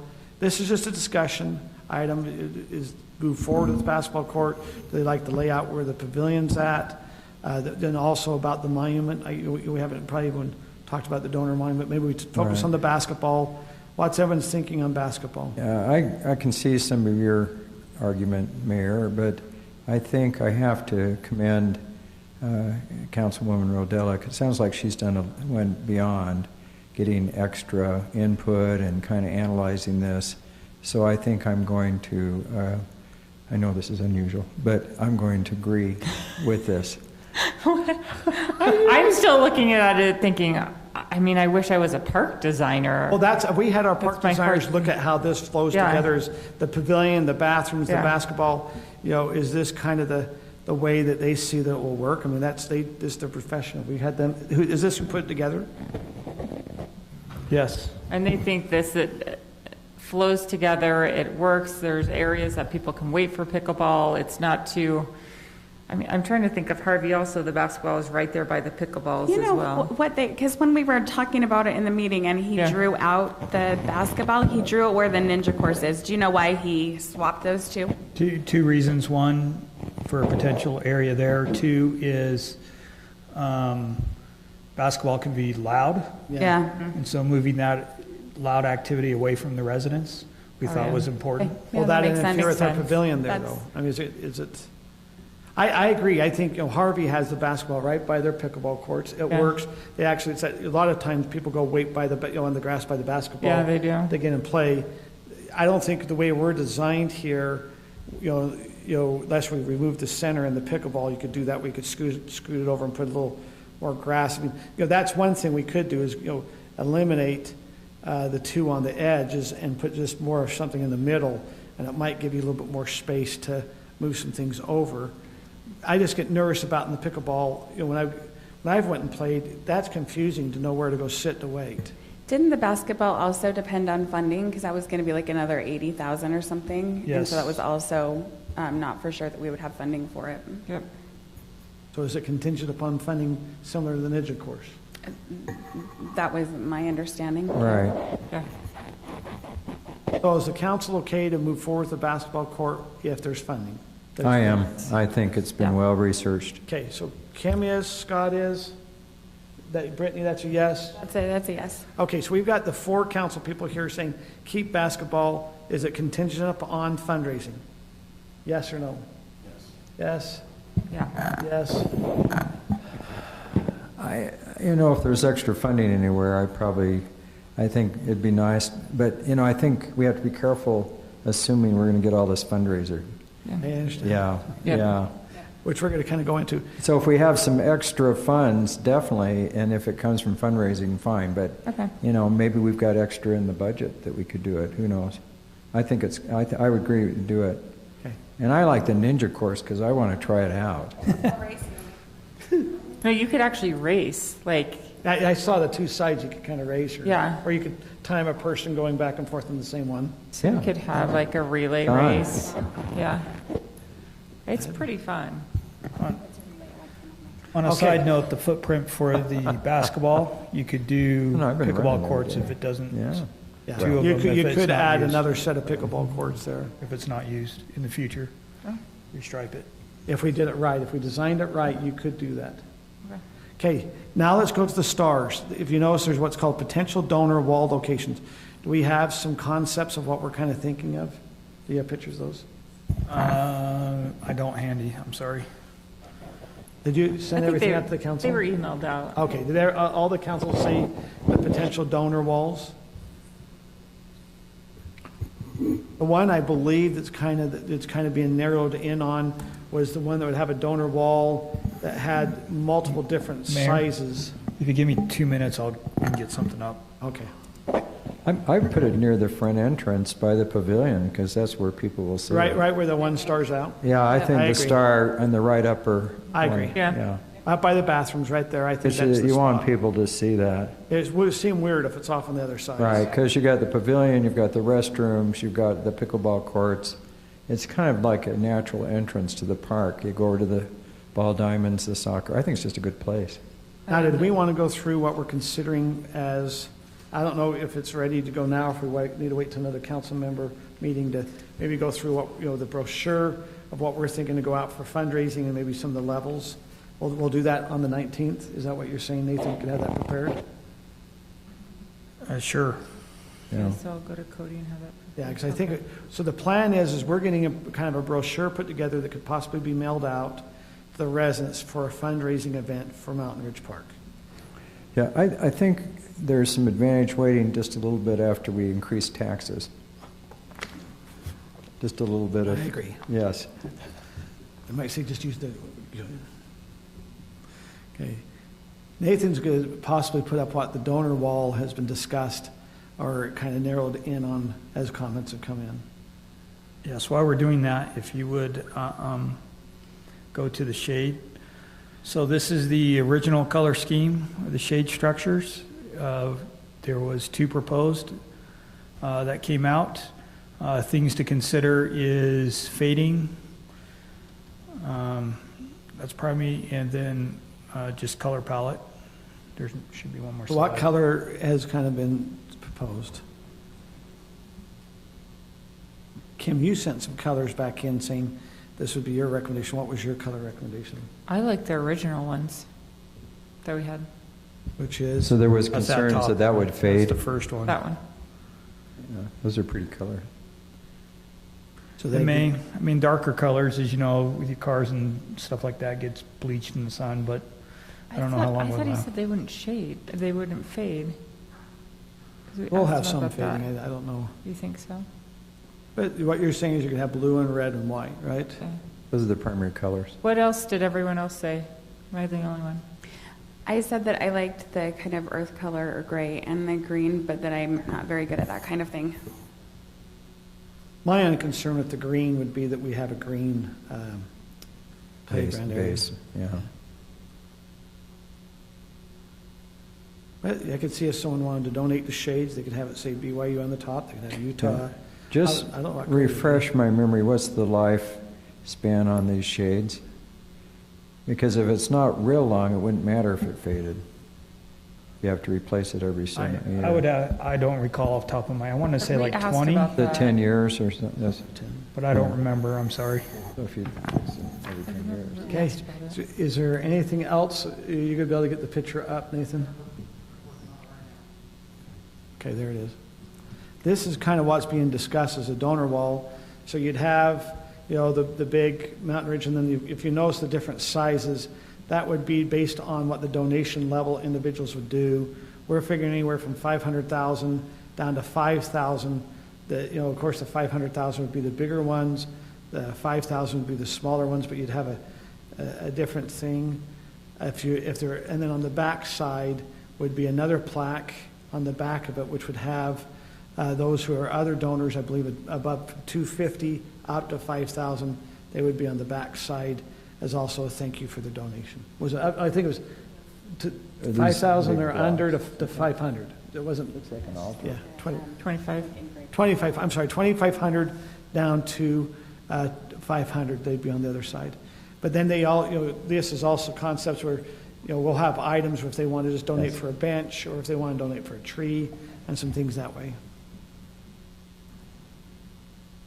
So, was any other feedback on that? Can everyone, as you see that main donor recognition wall Does that seem to be amenable to the council? I like it. I like it personally too. Anyone else input? Do you want to be Frank? No, you be Scott. Okay. Sorry. Good one. I hate to say this, but I think It's 10 o'clock. Oh, tell us. Yeah, it's 10 o'clock. No, I think it's a great joke. I think it's ugly, but that's my opinion. Is there a suggestion what you'd recommend there then? Well, we've looked at some other things in previous renditions. It seems like this, and this is probably going to be, this is just a drawn rendition. I'm sure it'll look better in real life. It just looks like a bunch of blocks, and it kind of looks like an altar or something. I don't know, but I just, it's not real attractive in my opinion, but I don't know what the answer is. I've seen things I like better in the past, so that's just personal opinion. What happened to the split boulder? There was, like, we had to walk through. Or you walk through this, you know. What happened to that? I don't know if it was cost. I think we have to also be sensitive in how much, you know, if that's going to cost for a donor wall $50,000. I thought it was the, I heard rumor that it was about the same cost as this. Is it, Nathan? Right, so we can do the rock with about the same. This is the one when we met with, you and I met with Rob and went through examples, and this is the one we directed into. There was the split face one that was shown early on where they. Yes, you walked through kind of a. Through, it was two I donors. thought that seemed kind of cool, but. Yeah, I kind of like that actually. How better, how would you recognize the donors? I mean, I understand they're walking. You put it on the inside the walkway in. Okay. Is there input, Brittany? What are these blocks? I mean, is that granite or cement blocks, or what are they? It's granite blocks. Granite blocks.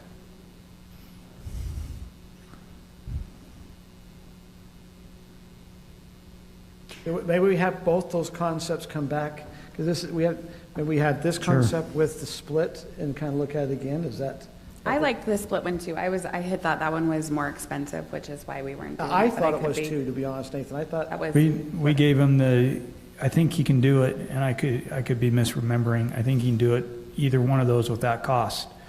What's the cost? We gave him a budget of 35 to 40. 35 to 40,000. Mm-hmm. We better get with the idea of, I take it back. I think it was 35 with the idea of 5,000 for plaques. There would be a sponsor for the donor wall that your name's on there. So are these plaques? There it is. There's a split wall. Yeah, I like the thing. That looks cool. Yeah, I kind of like the split wall too, but I don't know. It's expense. It's a big rock. What about we come back and help the council understand the cost of the two? Because if they're the same, there might be more of a inkling. Because like I said, I always thought this was going to be 50 to 70. I didn't realize that it was going to be similar cost. We'll have the landscaping around it too. I mean, that is gorgeous. If you could put those pine trees around it, it would be really pretty. It'd be pretty. It looks like a mountain Yeah. that's had an earthquake, and since we're on the Wasatch Fault, it might be great. You didn't get it, but that's okay. So, okay.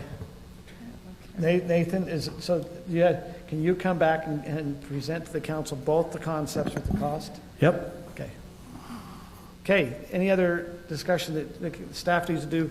If the council looks across this, we have a council project table that's now been updated. I appreciate those who take the time to update, but it's about items we've discussed on the council about what we'd like to have the staff to do. Is there any item here that you'd like to have an update from staff on? Or if not, we can probably make a motion to adjourn. But if there's items here, let's ask it now.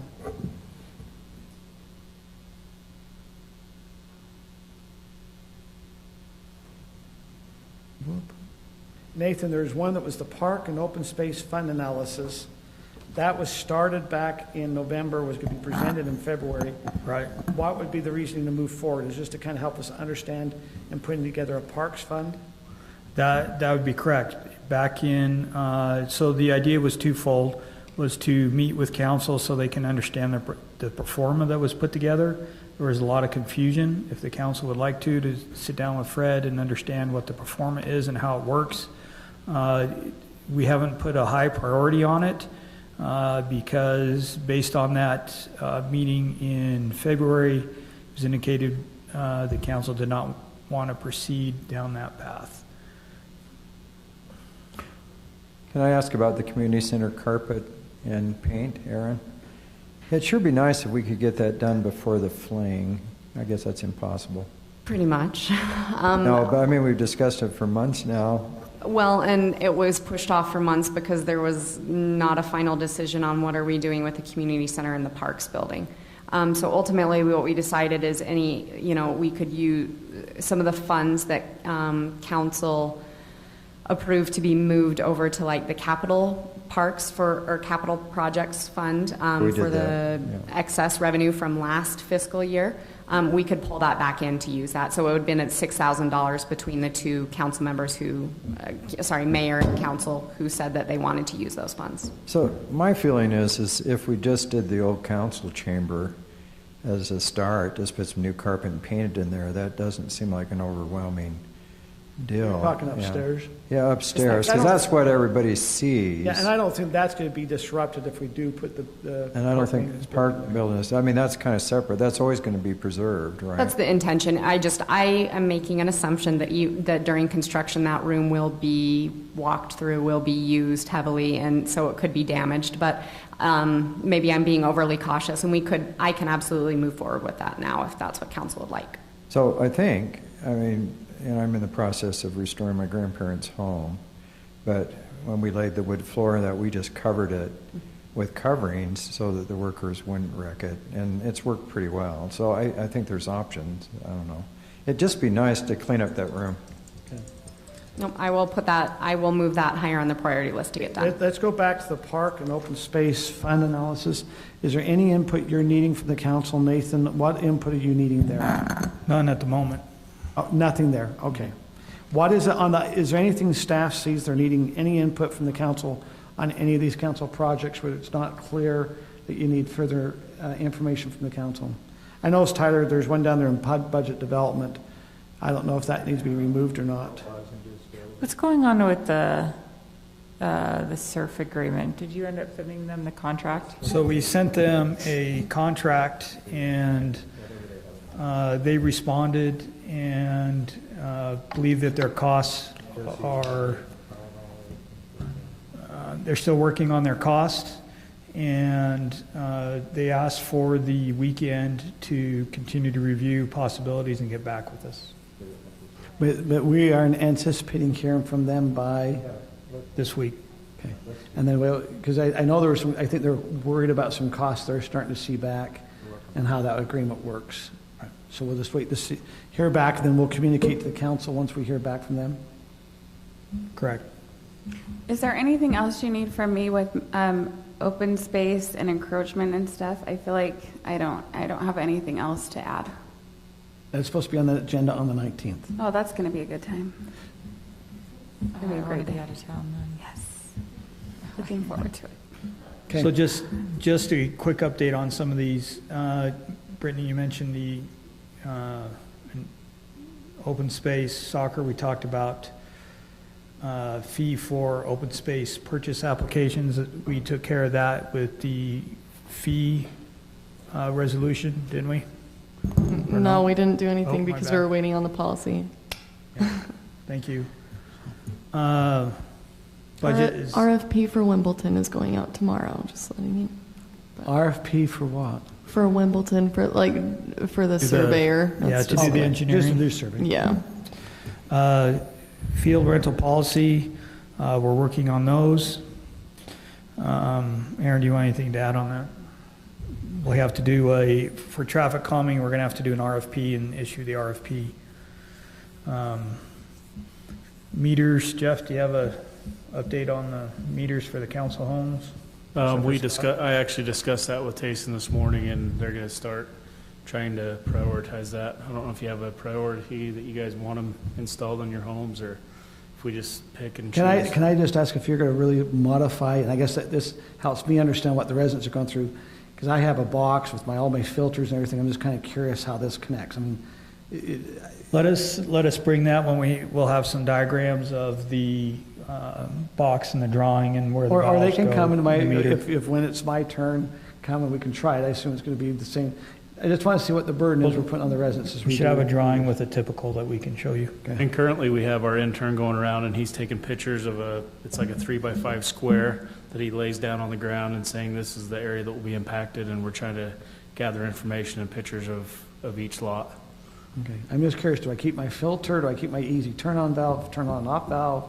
I mean, that's what the residents are going to ask. The reason we're trying to get it is, I now You should understand what the keep- residents had. Yeah, I'd love to have it on You my should house. keep everything on your side. So that filter Okay. and all that, you should keep, Okay. and the meter will go in between the connection and that. Okay, that's why that's why it's going to be helpful for us to get it, because we're going, hey, we've experienced it, this is how it hurt our system. So East Country Club, traffic calming, Andy did meet with a resident out there. They were supposed to be providing the funding. It was indicated by the resident that people aren't as excited about that as. I've reached out to that resident just to let them be aware of the money and just to kind of have them follow up, let them be aware if they need to work with the foundation or things they could, so. Hogs Hollow Trail work, we're waiting to formally close with Alpine Joint Venture before we start that. The debris basin will be back on the agenda on the 2nd, sorry. On August 2nd? August 2nd. We're going to have Ernie John who manages that come in and talk to the council. Discount for low income, that'll be next agenda. And we discuss the surcharge for credit cards with the budget. The other item that's not on here is the Dry Creek Trail. The city, if you remember, we've had a resident that took out that we have encroached on the resident's property. The city this last week, they've taken the time to go survey, mark, and the city started building more of a wilderness type of trail to kind of bypass to stay within that easement area. So that is about going right now. If you hear from one of the residents in that area, it's being built it might already be done. They started on Thursday, and it sounded like they got 50% done. Jeff, is there any update on that? The majority of it's finished. There's one difficult area where it's fairly steep. They're going to have to bring in a little bit of fill material, but most of it's already blazed through the Forest Service style trail, so it's almost operational now. Anything else? If not, we could have a motion to adjourn at 10:17. So moved. Have a motion by Scott? Second. Second by Kim. All in favor? Aye. Aye. We are now adjourned.